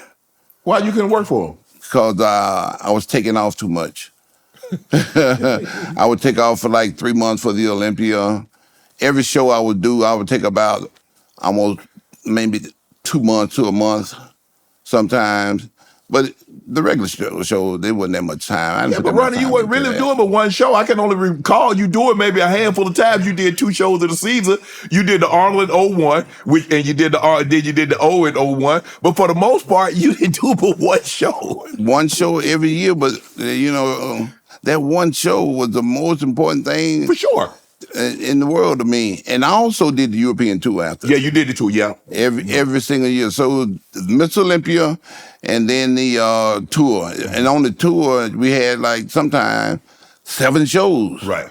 And I would do 7 shows in 11 days. And that's a grind. It is. I mean, because traveling, you're gonna hold water. Exactly. It's hard when you fly overseas. You on that. I remember this one show. this one tour, I was doing everything in my power to get rid of water. No matter what I did, it wouldn't come off. I'm getting 5th place, 6th place. Everybody's beat me, and Kevin is winning every show. Mm-hmm. So I'm like, man, how is he winning all these shows? How is he keeping his conditioning? So I put a flex wheel on him. I went by his room like, it was almost midnight when I got there. He had his room, he was still up. I'm like, man, what are you doing to win all these shows? How are you keeping your conditioning? He goes over to his coffee maker, pulled out his coffee maker, poured me a cup of coffee, and then he pulled out a bottle of vodka and poured that in the coffee. I'm like, what the hell are you gonna do with that? He's like, here you go. I'm like, dude, I don't drink no vodka, man. I can do the coffee, but not the vodka. He's like, you wanted to know what I was doing. This is what I'm doing to win these shows. I'm like, okay. You just tried anything. They give you old concoctions. Like, okay. Everything, okay. I drank that coffee. I'm like, man, this ain't too bad. Give me another cup. But you up peeing all night, though. I'm up peeing all night again. And I go to the show the next day, and man, I win. I beat Kevin. It was in 1997, so that was a pretty big deal for me. Yeah. I never in my life beat Kevin. My whole time. Kevin won the 91 men's national. That's where he turned pro at. Right. And he got second in the Olympia the next year. Mm-hmm. So I'm thinking, hey, you know, things looking up for me. I got a chance to do something in this sport now. Right. So I put that all behind me, and I never did that coffee and vodka thing again. Right. Plus, I hooked up with Chad. He had something better than that. He had some kind of powder. He would pour it in he would put it in the glass and put some water in it. Drink this. I'm like, okay. And it would have me going to the bathroom for like 2 hours straight, every 20 minutes. Yeah. Just dropping all this water. And it worked pretty good. But don't you worry about, Ronnie, when you do that, or flattening out? Because a lot of times the water is what's in the muscle. It gives you that full look, and sometimes you can flatten out. I've seen guys look so good the day before the show, and then get on the show. I'm like, bro, what did you do? That's why I was eating 1,000 milligrams of carbs every single day, so I wouldn't flatten out, and I never did. Them carbs really did a number on me, did the trick. Because it's a balancing act. On to something. Because you cut your water. Yep. And now you put the carbs in to pull the water to put the water back into the muscle. Exactly. And it's like a science project, really. It is. Yep. And another kick I ain't never told nobody this. We would use insulin to make it go faster. Insulin would push it in the muscle real quick, real fast. Right. Where, you know, if you tried it without it, it wouldn't work as good. Right. And all of that, it worked to a T. I know I was big on stage. I was ripped. I was full. Yes. You know, and that's how I beat those guys. Wow. So I'm trying to figure out, okay, so what was your rep and set scheme? Yep. He had me doing like 20 reps, to start out my with that heavy ass weight? No. This is a warm up. Okay, I was gonna say, man, you doing with that heavy ass weight? And I'm pyramiding up every set. So I would start out at like 135 on the bench, 20 reps, put another plate on there, 15 reps. Okay. Put another plate on there, 12 reps. And my last weight with another plate would be 10 reps. So nothing under 10. Yeah, nothing under 10. And if you watch me work out, I'm never locking out. No. And the reason for that is I'm trying to keep the tension on the muscle the whole time. And then when you lock out, you hurt your joints. Mm-hmm. You get a lot of joint pain. Right. And I stayed as far away from that as possible. Okay. And people thought I was doing half reps. I'm like, no, I ain't doing no half rep. I'm doing a full rep on the muscle. Right.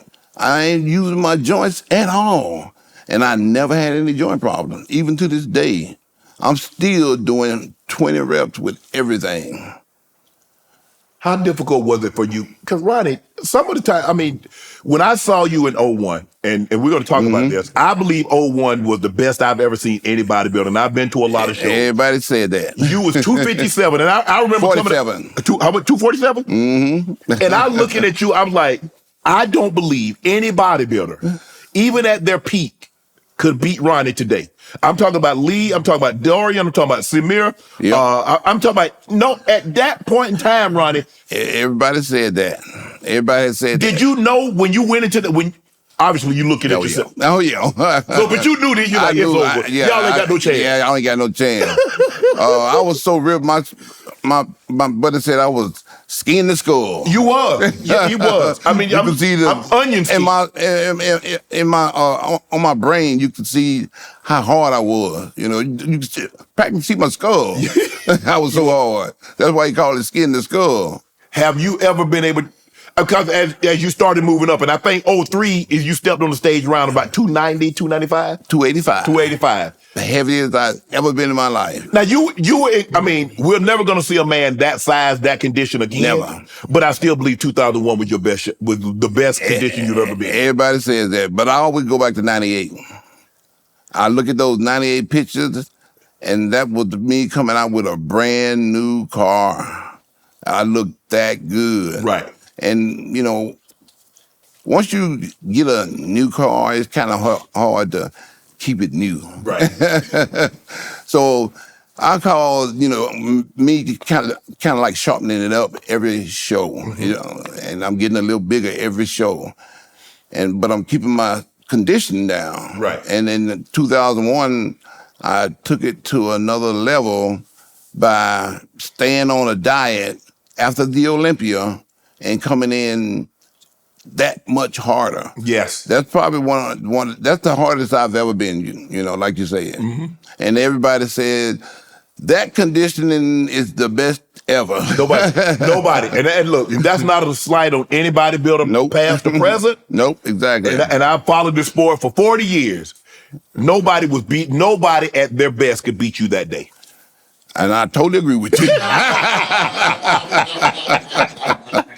So, yeah, that was a physique. you tell the story about how like insulin would help put it. So when did growth get implemented to the sport? Because we see, I think that was always there. It was always there. A lot of people think that growth makes you big, but it doesn't. It kind of makes you lean. Yes, it does what it said. It helps you to grow taller. It was actually made for kids, that suffer from dwarfism, mitochondrial dwarfism, exactly, things of that nature. Yes, but it don't really make you big. It makes us a little bit harder. Yes, and you know, everything that you can use to get hard, you pretty much use it. And GH was one of those things. But it was very expensive.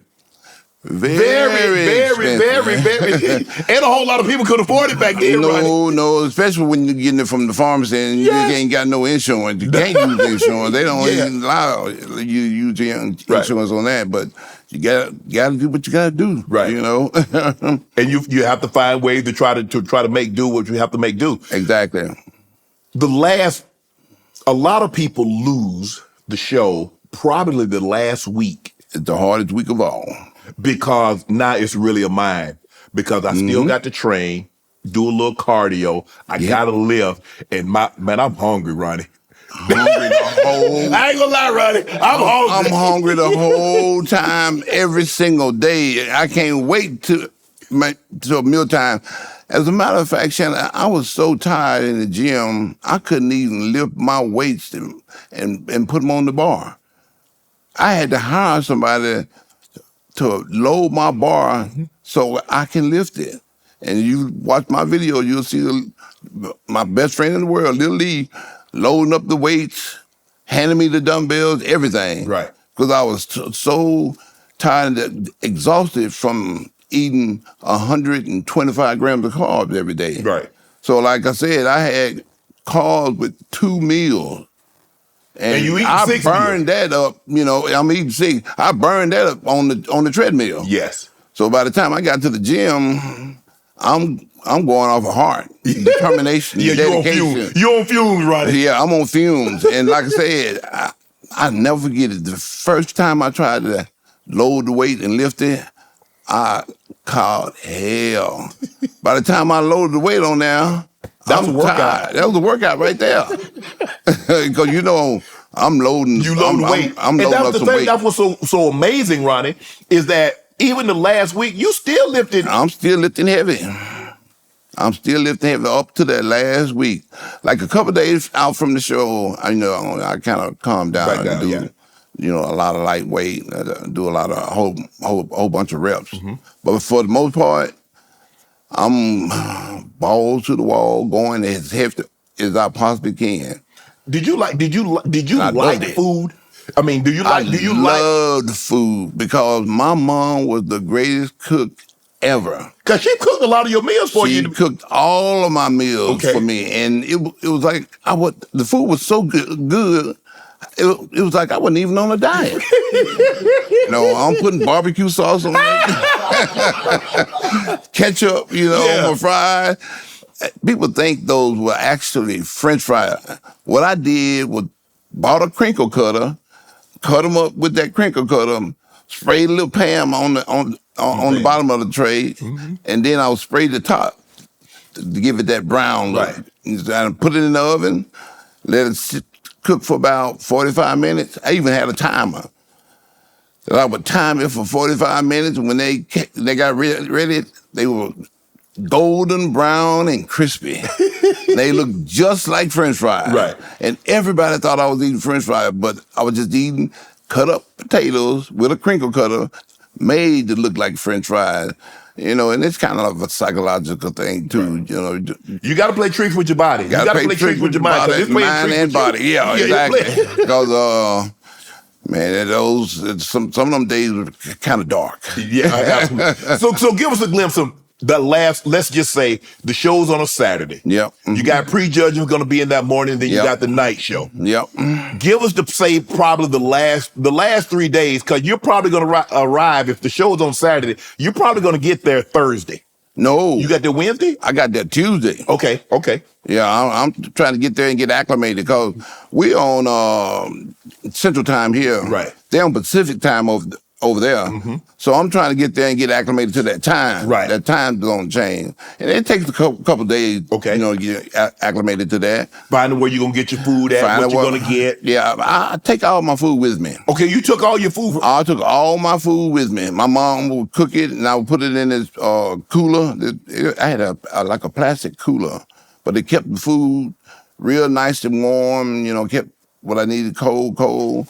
And I would take all my food with me and eat all my food for about 2 days. Mm-hmm. I got there on Tuesday. My mom came in on Thursday with another big bag of food. Right. So that was for the whole week. I weighed and measured everything I put in my mouth. Wow. I weighed it and measured it out. 16 ounces of protein, whatever carbs it was. Most of the time it was like 5 ounces of potatoes, 6 ounces of potatoes. And I weighed everything and measured everything to make sure I'm getting the appropriate amount of carbs, getting the appropriate amount of protein also. Were you a big rice eater, or was it mainly for your carbs? Was mainly potatoes? Mainly potatoes and rice. Okay. So I'm the most simplest eater out there. Yeah. And people don't believe this, but it's the truth. And I highly recommend no one try this. I didn't eat vegetables. Huh? I didn't like them. Well, so if your non-carb meals, what are you going to get? Supplements. I was taking all these fiber supplements, iron supplements, everything. Yeah. And that's how I got my green vegetables in. Yeah, don't do that. Don't do that. Only Ronnie Coleman can do that. Yeah, because I'm not the biggest veggie either. But I understand that when I can't get a complex carb, a potato or rice, veggies is in it. Not for me. I could never eat green vegetables no matter what I tried. Wow. Still to this day, I can't eat them. How did you track your body? Did you track your body fat in the off season? Like, okay, I'm 275. Okay, I don't need to get over this because it's hard. I mean, the higher you get up there, you got to bring that down. I weighed myself every single day, sometimes twice a day, sometimes 3 times a day. I'm weighing myself and trying to measure my fat. I remember I took this one test, and my body fat was so low, it wasn't even 0.5%. It was 0.33. They would dip me underwater, and my numbers were negative. It was like -2 body fat. And then they would use these calipers on my skin. That's why I had a little bit of fat. 0.33, not even 0.5%. Man, you get a cold, man. You've been in the hospital about 7 days. I ain't never got a cold. Never had the flu. What? Never ever had the flu. I don't get sick. I can remember 3 times in my life I was sick. I remember I was going to school one day, and I was junior high. I threw up on my way to school. The next time I was in my apartment complex, I threw up and didn't go to work that day. And the last time I can remember was the first day I moved in my house. I threw up at midnight. I was in bed sleeping, and man, it just came out of nowhere. I threw up right there on the carpet, brand new carpet. Damn. But Vicky was there. She cleaned that up real good for me. And those were the only times that I can remember being like sick. And nothing else. I think I had a cold maybe once or twice while I was coughing and stuff. I would get that every now and then. I couldn't tell you the last time I had one now. It's been so long. Well, I was just doing a little coughing that lasted maybe 3-4 days, something like that. After you won the first Olympia in '98, how well did you sleep subsequent Olympias? Well, the night after every Olympia, I never slept. I was too hyped up. But I slept 6 hours a day, every single day, all the way up to the show. 6 hours a day. You was never rest like, damn, I sure hope I hit this peak. I sure hope I'm ready to go tomorrow morning. Nope. Psychologically, I was ready. Mentally, I was ready. Right. Physically, I was ready. And I had that confidence that was so high, it didn't bother me in my sleeping. Right. I slept like a big old sleeping baby. Ronnie, what are your PRs? If someone asked you, say, Ronnie, what's the most weight you've ever benched, squatted, deadlift, press? I know them all. Bench, I did 500 for 5 or 6 reps. It's on tape. Deadlift is on tape, 800 for 2. Squat, it's on tape also, 800 for 2. I could have got 6, but that's, no here or there. Leg press, 2,300 for 9. Right. And, curling, I've curled 225 before for maybe like 7, 8 reps. But, I don't really count all that kind of stuff. But you were military press, Ronnie, seated press for 315. For 12, yeah. And I think lightweight. I think the most amazing thing, Ronnie, was you doing those in that hot ass Dallas sun, the parking lot, you doing the walking lunge with 225. That was kind of heavy, just a little bit heavy, but not that heavy. And I always look forward to doing it because that was one of my favorite exercises. And that where those striated glutes came from. That's where that ham tie-in was going to come. Yep. That when you spin it around, and you see that Christmas tree in that lower back. Yep, and them glutes. Them glutes. Yeah, that's my favorite shot from the back with my hands out. But I did that walking lunge every single week out there in that parking lot. I remember one time it was snowing outside. I'm like, here we go. You got to do it. Slipping and sliding. I'm out there slipping and sliding with 225, doing my walking lunges. Right. So no matter what, hell or high water, I'm doing my walking lunges. Ronnie, when it comes to like the back, I look at you, and most of the Olympians, if you go back and look at it, guys that have won more. I gotta have a back. Lee Haney. Had the back. Dorian Yates. Had the back. Ronnie Coleman. Had the back. Even if he didn't win but one, Seymour.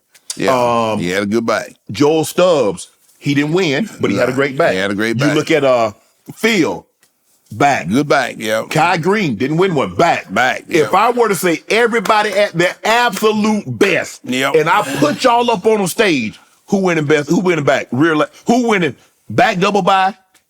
Rear lat spread? All of those belong to me. Real lights out. Lights out last. Yep, and double by every single time. I'm gonna win every single time. So those are my shots. That's your shot. That's the money. That's you knew my money. If it was close and we got to the back, it was over for y'all. It was lights out, real lat spread. And that's why I called it on stage. We were doing this thing called the challenge round. I remember that. And me and Jay, only two guys left for first and second. It's lights out, real lat spread. Game over. Yeah, buddy. Ronnie, give me your Mount Rushmore bodybuilders. Okay, we got Arnold at the top. You got Lee Haney in second place. I'm gonna say third since I got 8 Olympias. And I'm gonna put old Phil in fourth since he got 7 Olympias. And I guess I put Dorian in there since he got. He can't get up there. You ain't got but 4 spots, right? He out of it. He didn't make it. Those are my top bodybuilders in the world today. Ronnie, and I don't know if this had played a role. I remember when you lost, and I think it was 2005, 2006 when you lost to Jay? 2006. Yeah. They changed the format. Because remember they moved, it was one day, it was on a Friday, and then a Saturday. Yep, exactly. Do you think that played a role in you not getting 9? Because normally it's in the morning. Mm-mm. That didn't have anything to do with it. For the most part, you know, body kind of gave out on me. My back got to the point where I could barely stand on stage. Really? I was in so much pain. I mean, I was dying out there. But they changed that format actually in 2001. Yep, it was 2001, because I remember I was losing the prejudging because I had already did the Arnold Classic. Mm-hmm. And I'd never, ever done that before. My body was so tired and so exhausted. I was going to the hospital the morning of the 2001 Mr. Olympia. I never forget it. The night before, my girl was putting on my tan. I was in the bathroom talking I had my friends over there, talking to my friends. And all of a sudden, I faint. And I wake up and I'm in the bathtub. And I'm like, what the hell happened? I'm asking everybody, what happened? How did I get in this bathtub? They're like, dude, you fainted. I'm like, what? They was like, yeah, you fainted. I'm like, oh man, what's up with that? Well, the next morning I wake up, I can't even get out of bed. And I'm like, oh my God, it's over. And I was so tired and so exhausted, I felt like I was dying.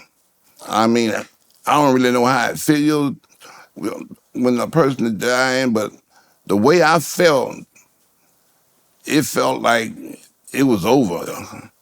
I didn't have no energy. I was tired. I was exhausted.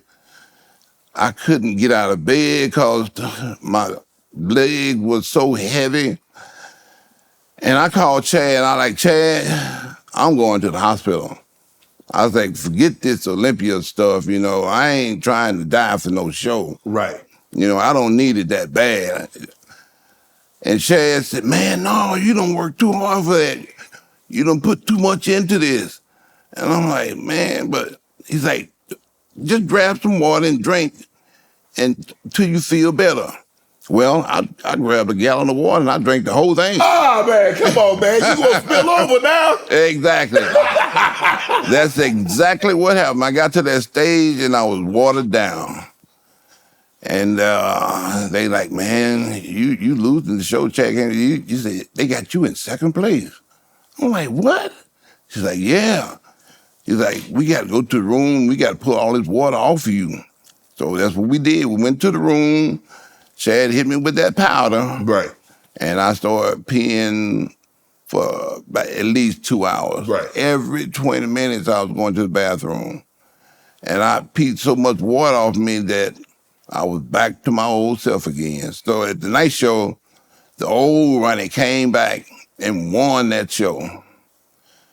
And man, that was the hardest Olympia and the hardest show I've ever competed in, because I ain't never, ever felt like I was dying. That was my clue to body only peaks once a year. And you gotta pick the show that you gonna go you wanna peak in. Peak in. And I never did the Arnold Classic again. You never did it again. You never did it again. And I remember that because you almost lost 0-1. Mm-hmm. Yep. They had Jay in first, me in second. But you came back. Mm-hmm. And then 0-2 was close again. And they say, Ronnie, man, they gaining on you. And you say, you want bigger? Is that what y'all want? I came in because they told me, man, you getting too big. You need to come in a little lighter. Come in flat if you have to. Mm-hmm. I'm like, okay. So that's what I did. Right. I came in a little lighter, came in a little flat, and they was like, man, you can't look like that again. We're going to have to take this thing from you. And I'm like, oh, hell no, I ain't going out like that. Right. So I used to take 3 months off after every Olympia. 2002, not that year, I'm like, they are not taking this from me. They want to go to war, I'll take them to war. I'll take them to war. And that was the attitude that I went to the gym with every single day. And I was trying to lift the gym up. I would put weight stack held 250 pounds. I'm putting another 245 on there and trying to get as many reps as possible. Because they ain't taking this Olympia from me. Right. I don't work too hard to get this spot. To get this spot. And it was like that every single day. They want to go to war, I'll take them to war. If you go on stage at 285, how big did you get in the offseason? 330. What? 330 pounds in all season. Oh my goodness. If you had 5'11". If you had to guess at 285 pounds when you stepped on stage, what do you think your body fat was? 0.33 or less. Even at 85, 285? Yep, even at 285. I was that lean. Because when I did the 0.33, yeah, I wasn't even in contest shape. I was like 6 weeks out, something like that. Wow. So I can imagine what I'd be in contest shape. Right. Negative numbers, probably. So at 285, I'm probably right around that same body fat. When you walked out, I remember watching it. You walked out. You had the crown on. You had the cloak, and you had it in your hand. I'm the king. You had the king. Did you know that they had to, Ronnie, when they saw you backstage, they had to know it was over. Yep, they knew it was over. Because nobody had ever been that big, that conditioned. Yep. I mean, the guys get that big in the off season, but they ain't nearly that conditioned. No. But for you to get that size and be conditioned, I mean, you could still see the Christmas tree. Yep. You still had the striated glutes that went into the hamstring. Everything still there. And you had the striated delts. I knew it was over with. I'm gonna come out and show you. I'm gonna come out with this king outfit.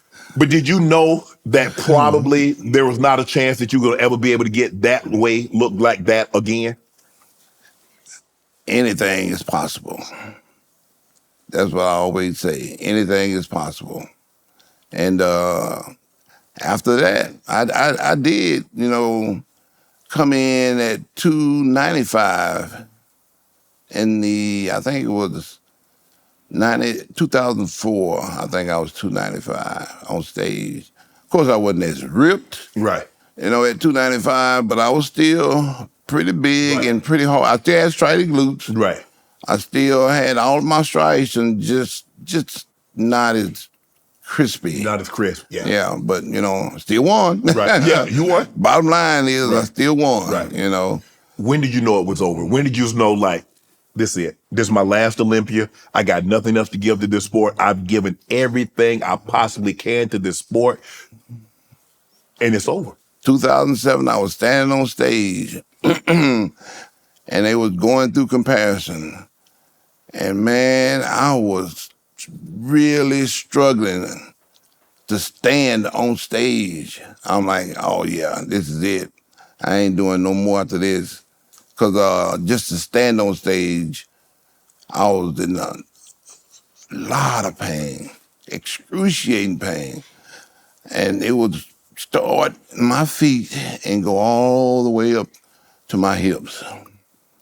And just to walk was a chore. Mm-hmm. And every time I came off stage, I would have to go and sit down.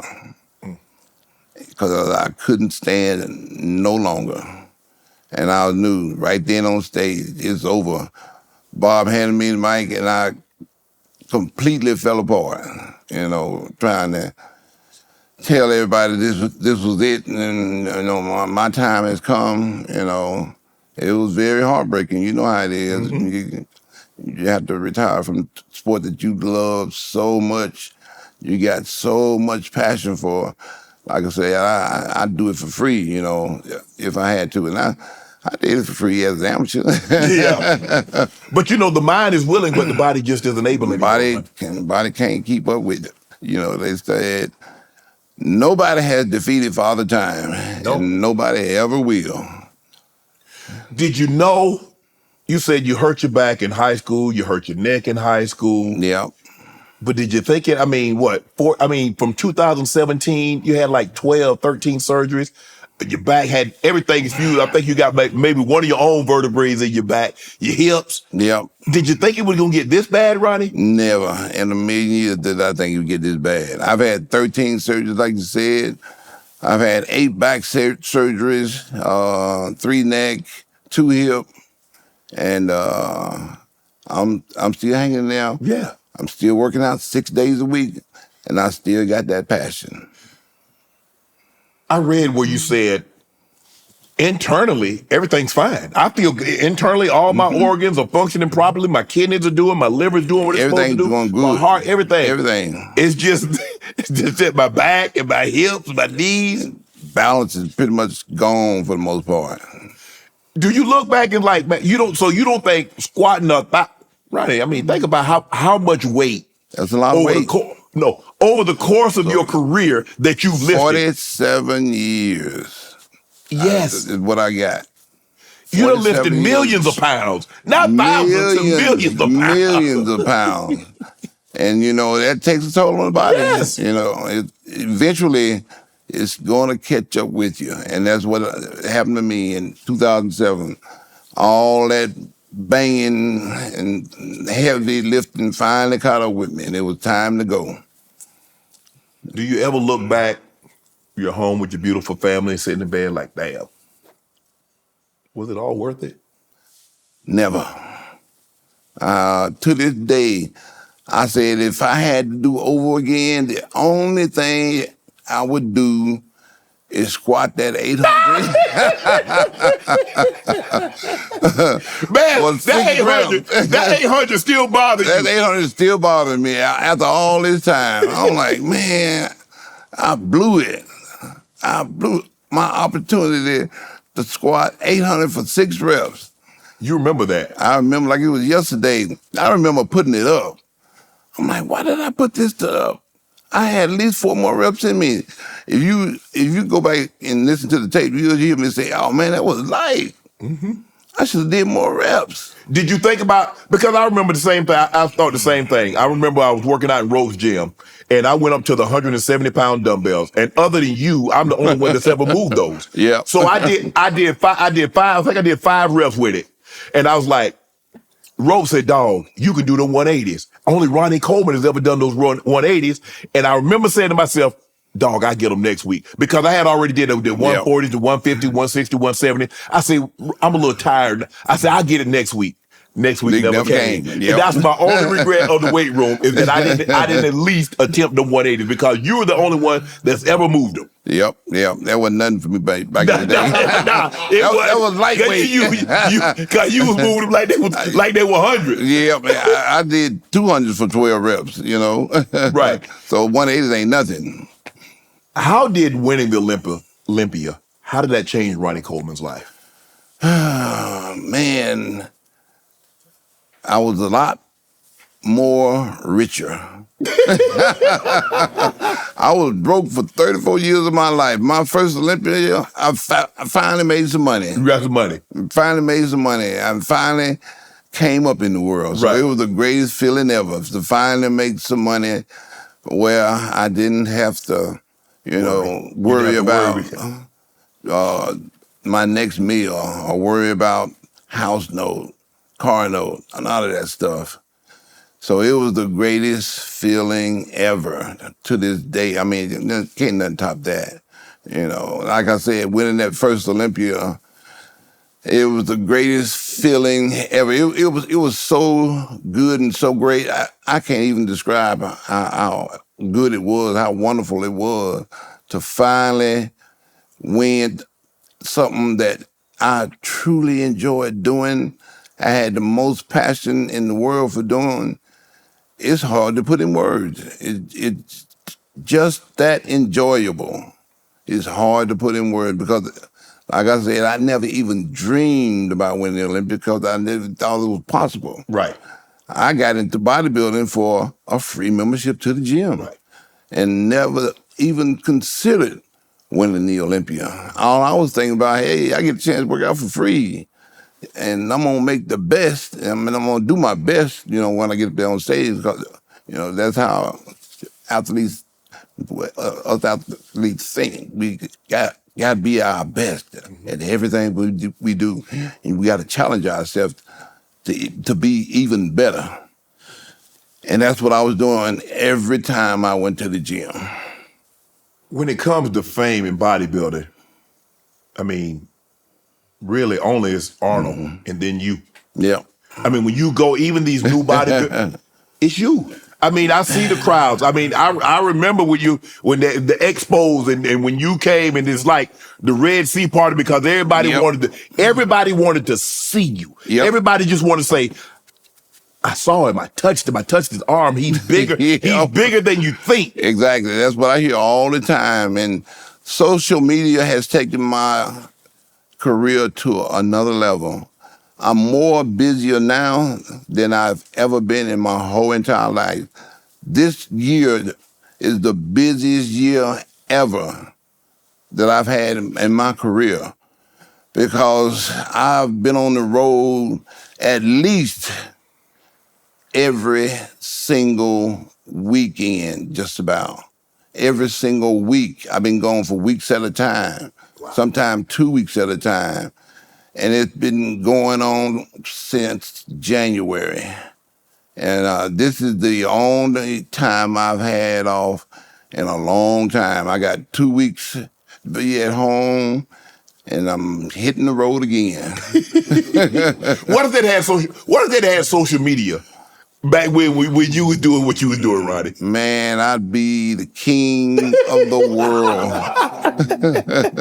Pretty close to it now, but Right. I'll be on a whole nother level of being king of the world. People say that having known you, having been around you, having seen you, people like, well, he could have never been that size had he not taken the supplementation. Maybe not the 285. Yeah, but I think you still could have been the 250. Yeah, for sure, easily. You know, I was almost there in the off season for sure, but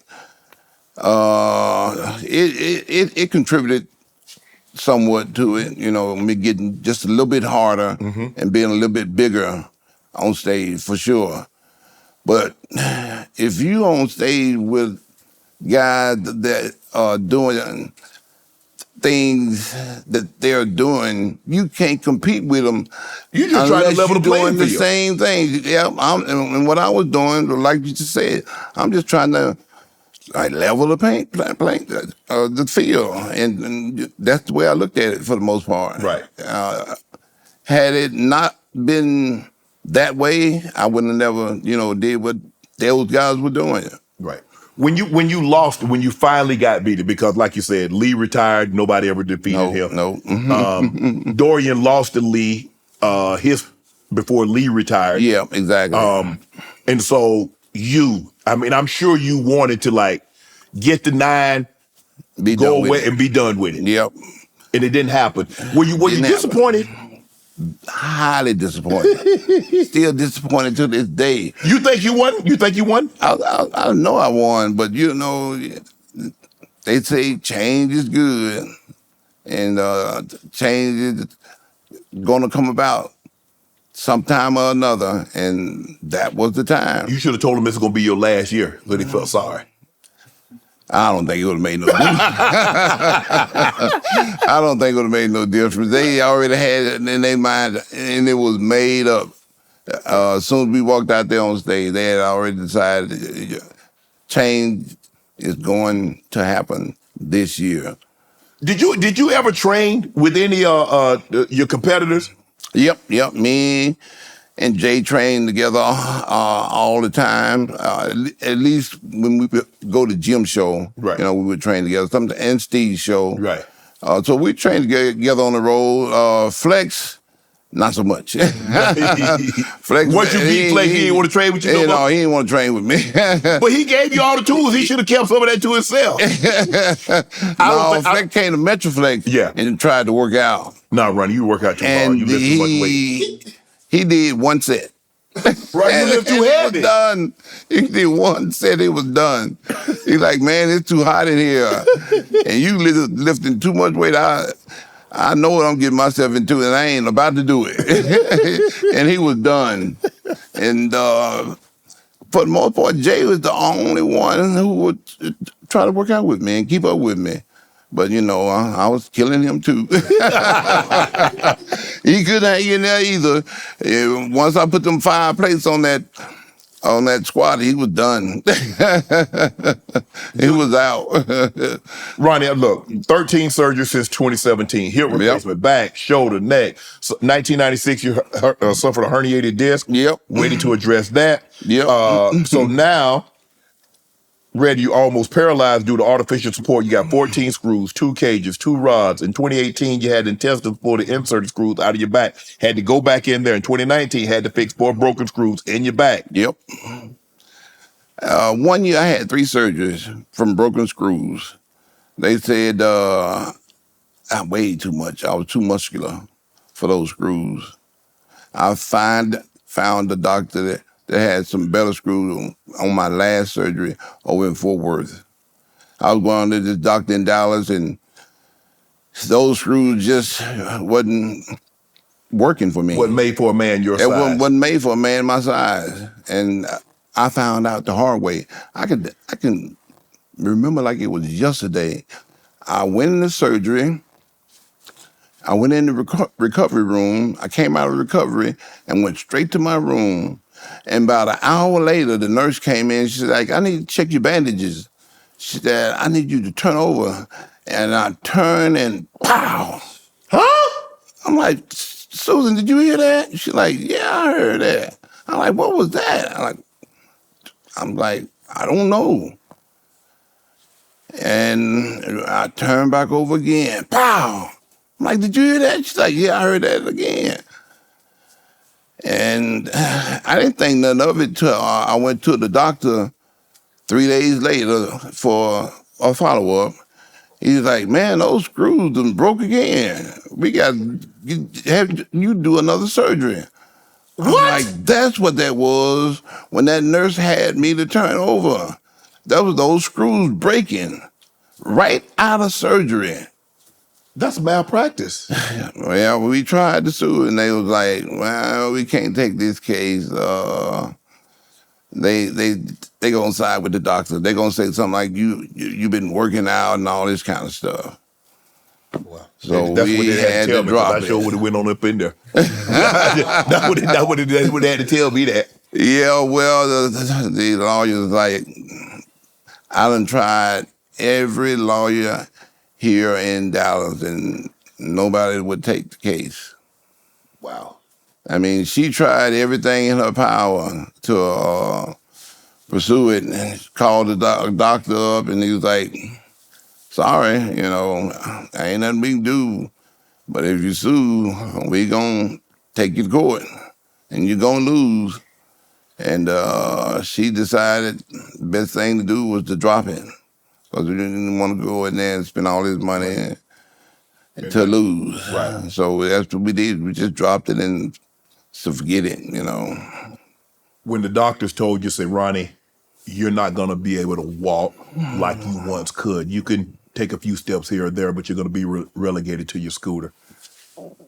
What's going through your mind? You got a family, got kids? They never even said nothing like that. They didn't? No, they told me I was going to be fine. I was going to be back to normal in no time. Just go to we went to rehabilitation right after surgery every single time.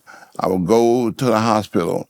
They had me in a hospital, rehab hospital, for like 3 months. What? 3 whole long months in rehab hospital.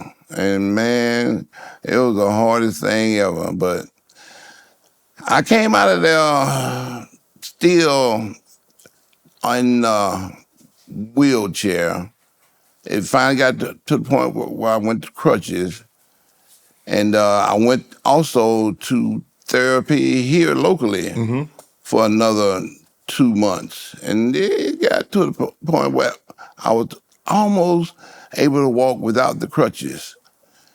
And insurance ran out, and I'm like, oh, I can just go to the gym and just do this on my own. I went to the gym and tried to do it. It just never worked out. Not the same. Not the same. So I recently took it back up.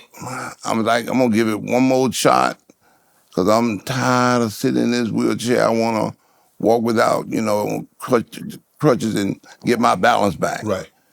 So You're I'm not having going another to surgery, are you? No, I'm going to therapy twice a week, and then other 3 days I'm out there in my pool doing therapy out there. I do it every night around like midnight, 1 in the morning, out there doing like 45 minutes to an hour of workout in the pool. He told me all the exercise I need to do. Right. So I go out there and do that, and things are getting a little bit better. Right.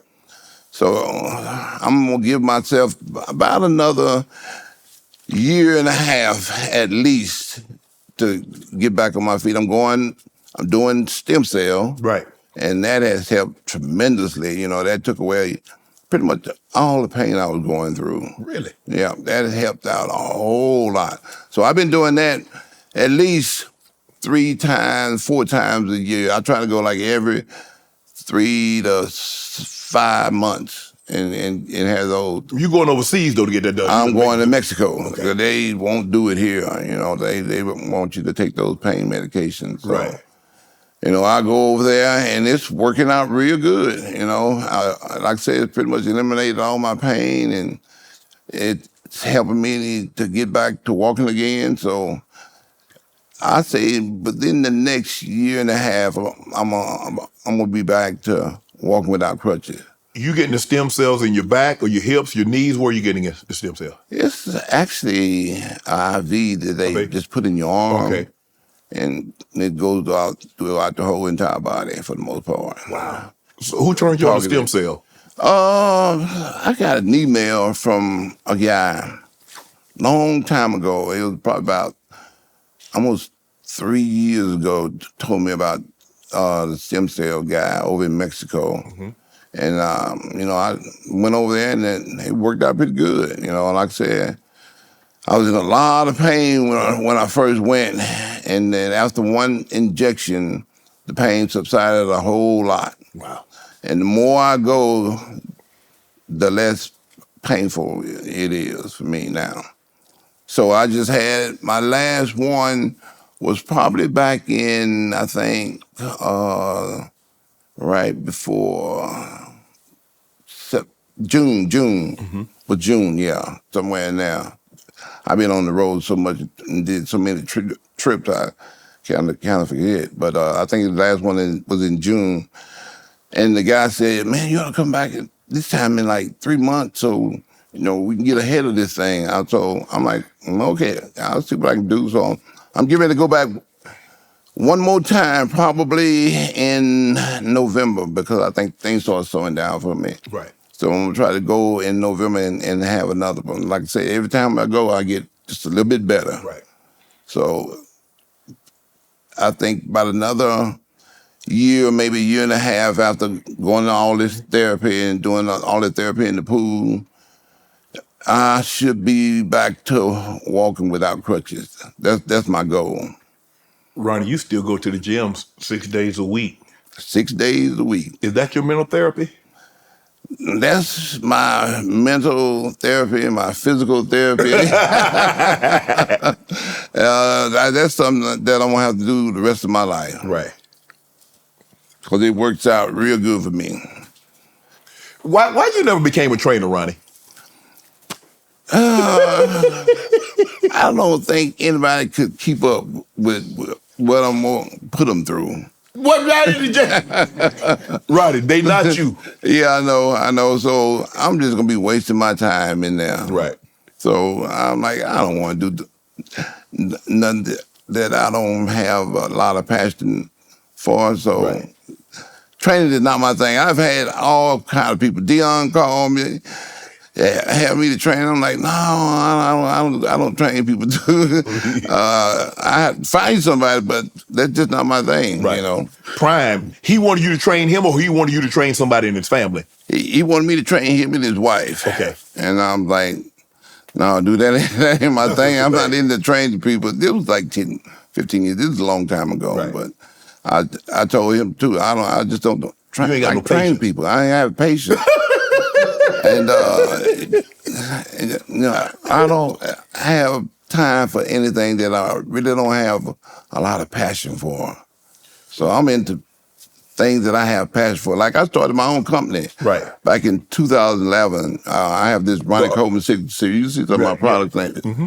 And we've had this company now for about 13 years, and every year it gets a little bit better. Right. You know, we started out at like $4 million in revenue. I think the last 2 years it's increased up to almost 20 million. Wow. So, you know, every year it increased in revenue. And we hoping to get this thing to 20, and then after that, you know, 30.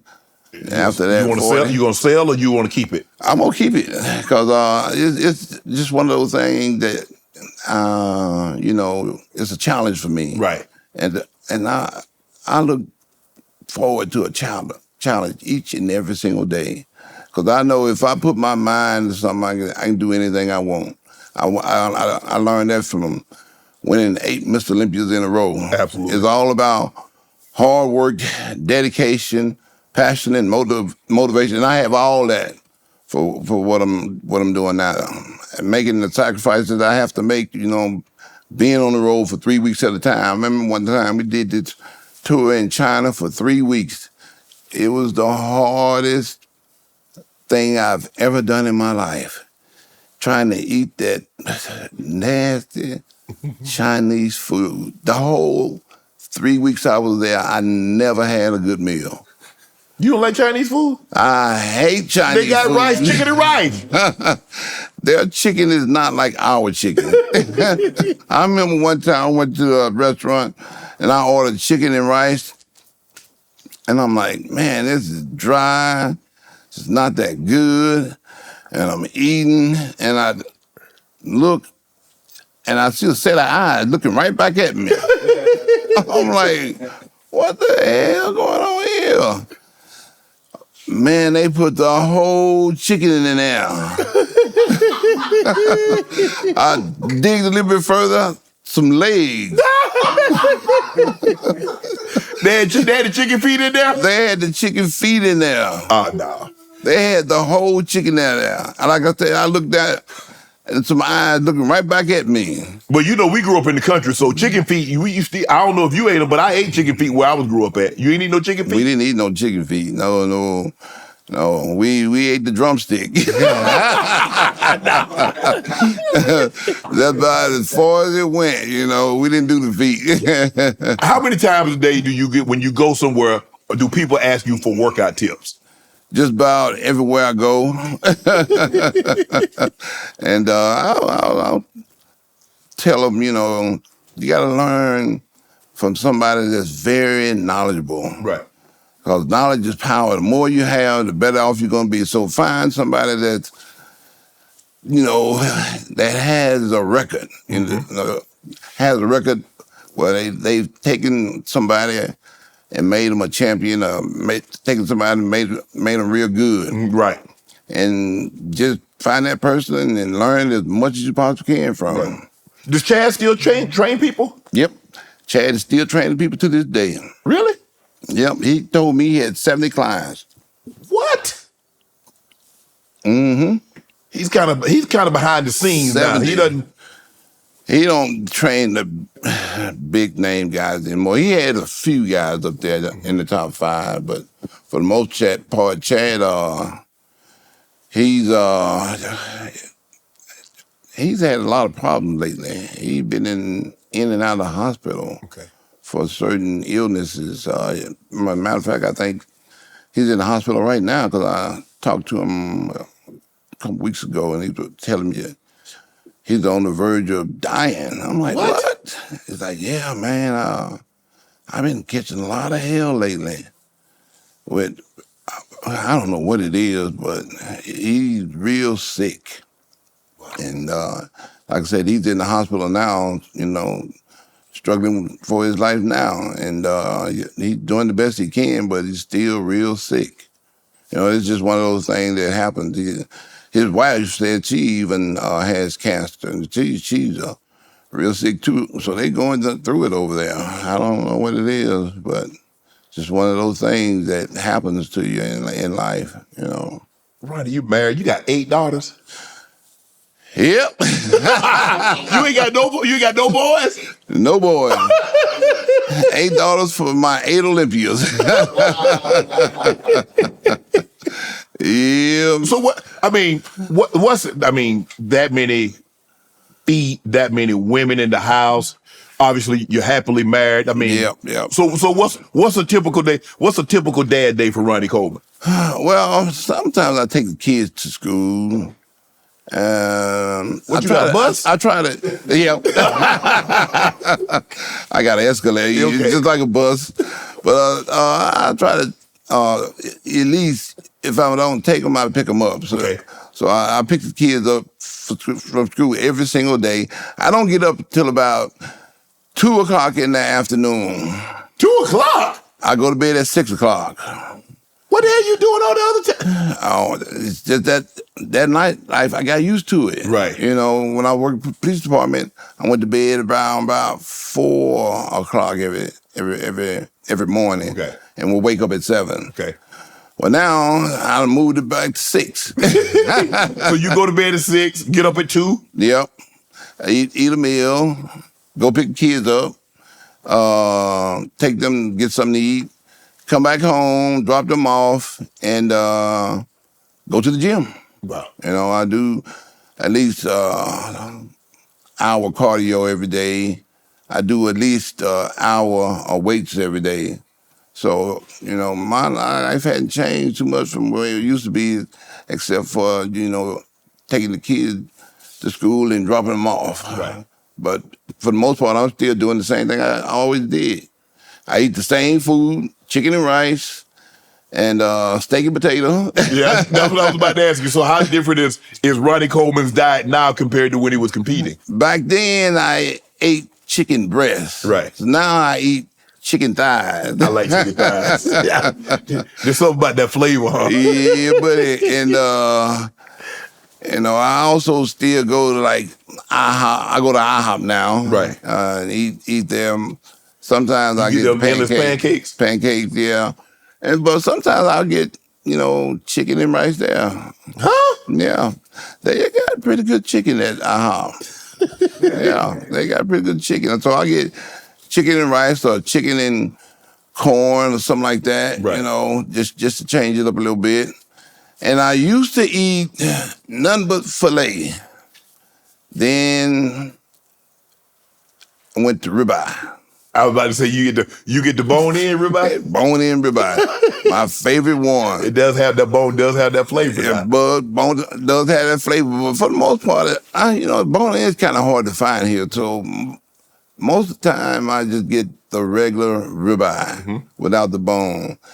Well, I kind of got tired of steak, so I switched to ground beef. Really? Yep. I eat like 2 ground beef patties, maybe for now 3. I go to 3. In one sitting? On what size what they are. Well, in one sitting? Yep. I eat me 2, 3 ground beef patties topped off with a little cheese. So you like hamburgers? So you make hamburgers out of them, or you just eat no bun? Eat meat, no bun. Okay. I eat baked potato with that. Okay. So plain baked potato, nothing on it, you know. And it's pretty much like the same way I eat back in the day, you know. Except I didn't do ground beef. That was filet mignon. Right. That's all I ate was filet mignon. And if I was allowed to have some carbs, it would be a baked potato. Right. But for the most part, you know, no carbs, so it was just steak by itself. But you never liked fish? So you never ate cod, halibut, or anything like that? I never ate none of that Salmon? stuff. No, none of that. I never had fish in my diet. It was always steak and chicken and turkey, and that was it. So you just didn't like it? I like fish. It didn't put that thickness on me like I wanted it to be. But I thought, like, when you coming down, when you like, you know. No, nope. Still steak. Still sticking with the steak. So it was steak and chicken and turkey my whole diet. That's all I ate was steak, chicken, and turkey. Okay. No fish, nothing else. No other kind of meat. Ain't really too many out there that you get from the store anyway.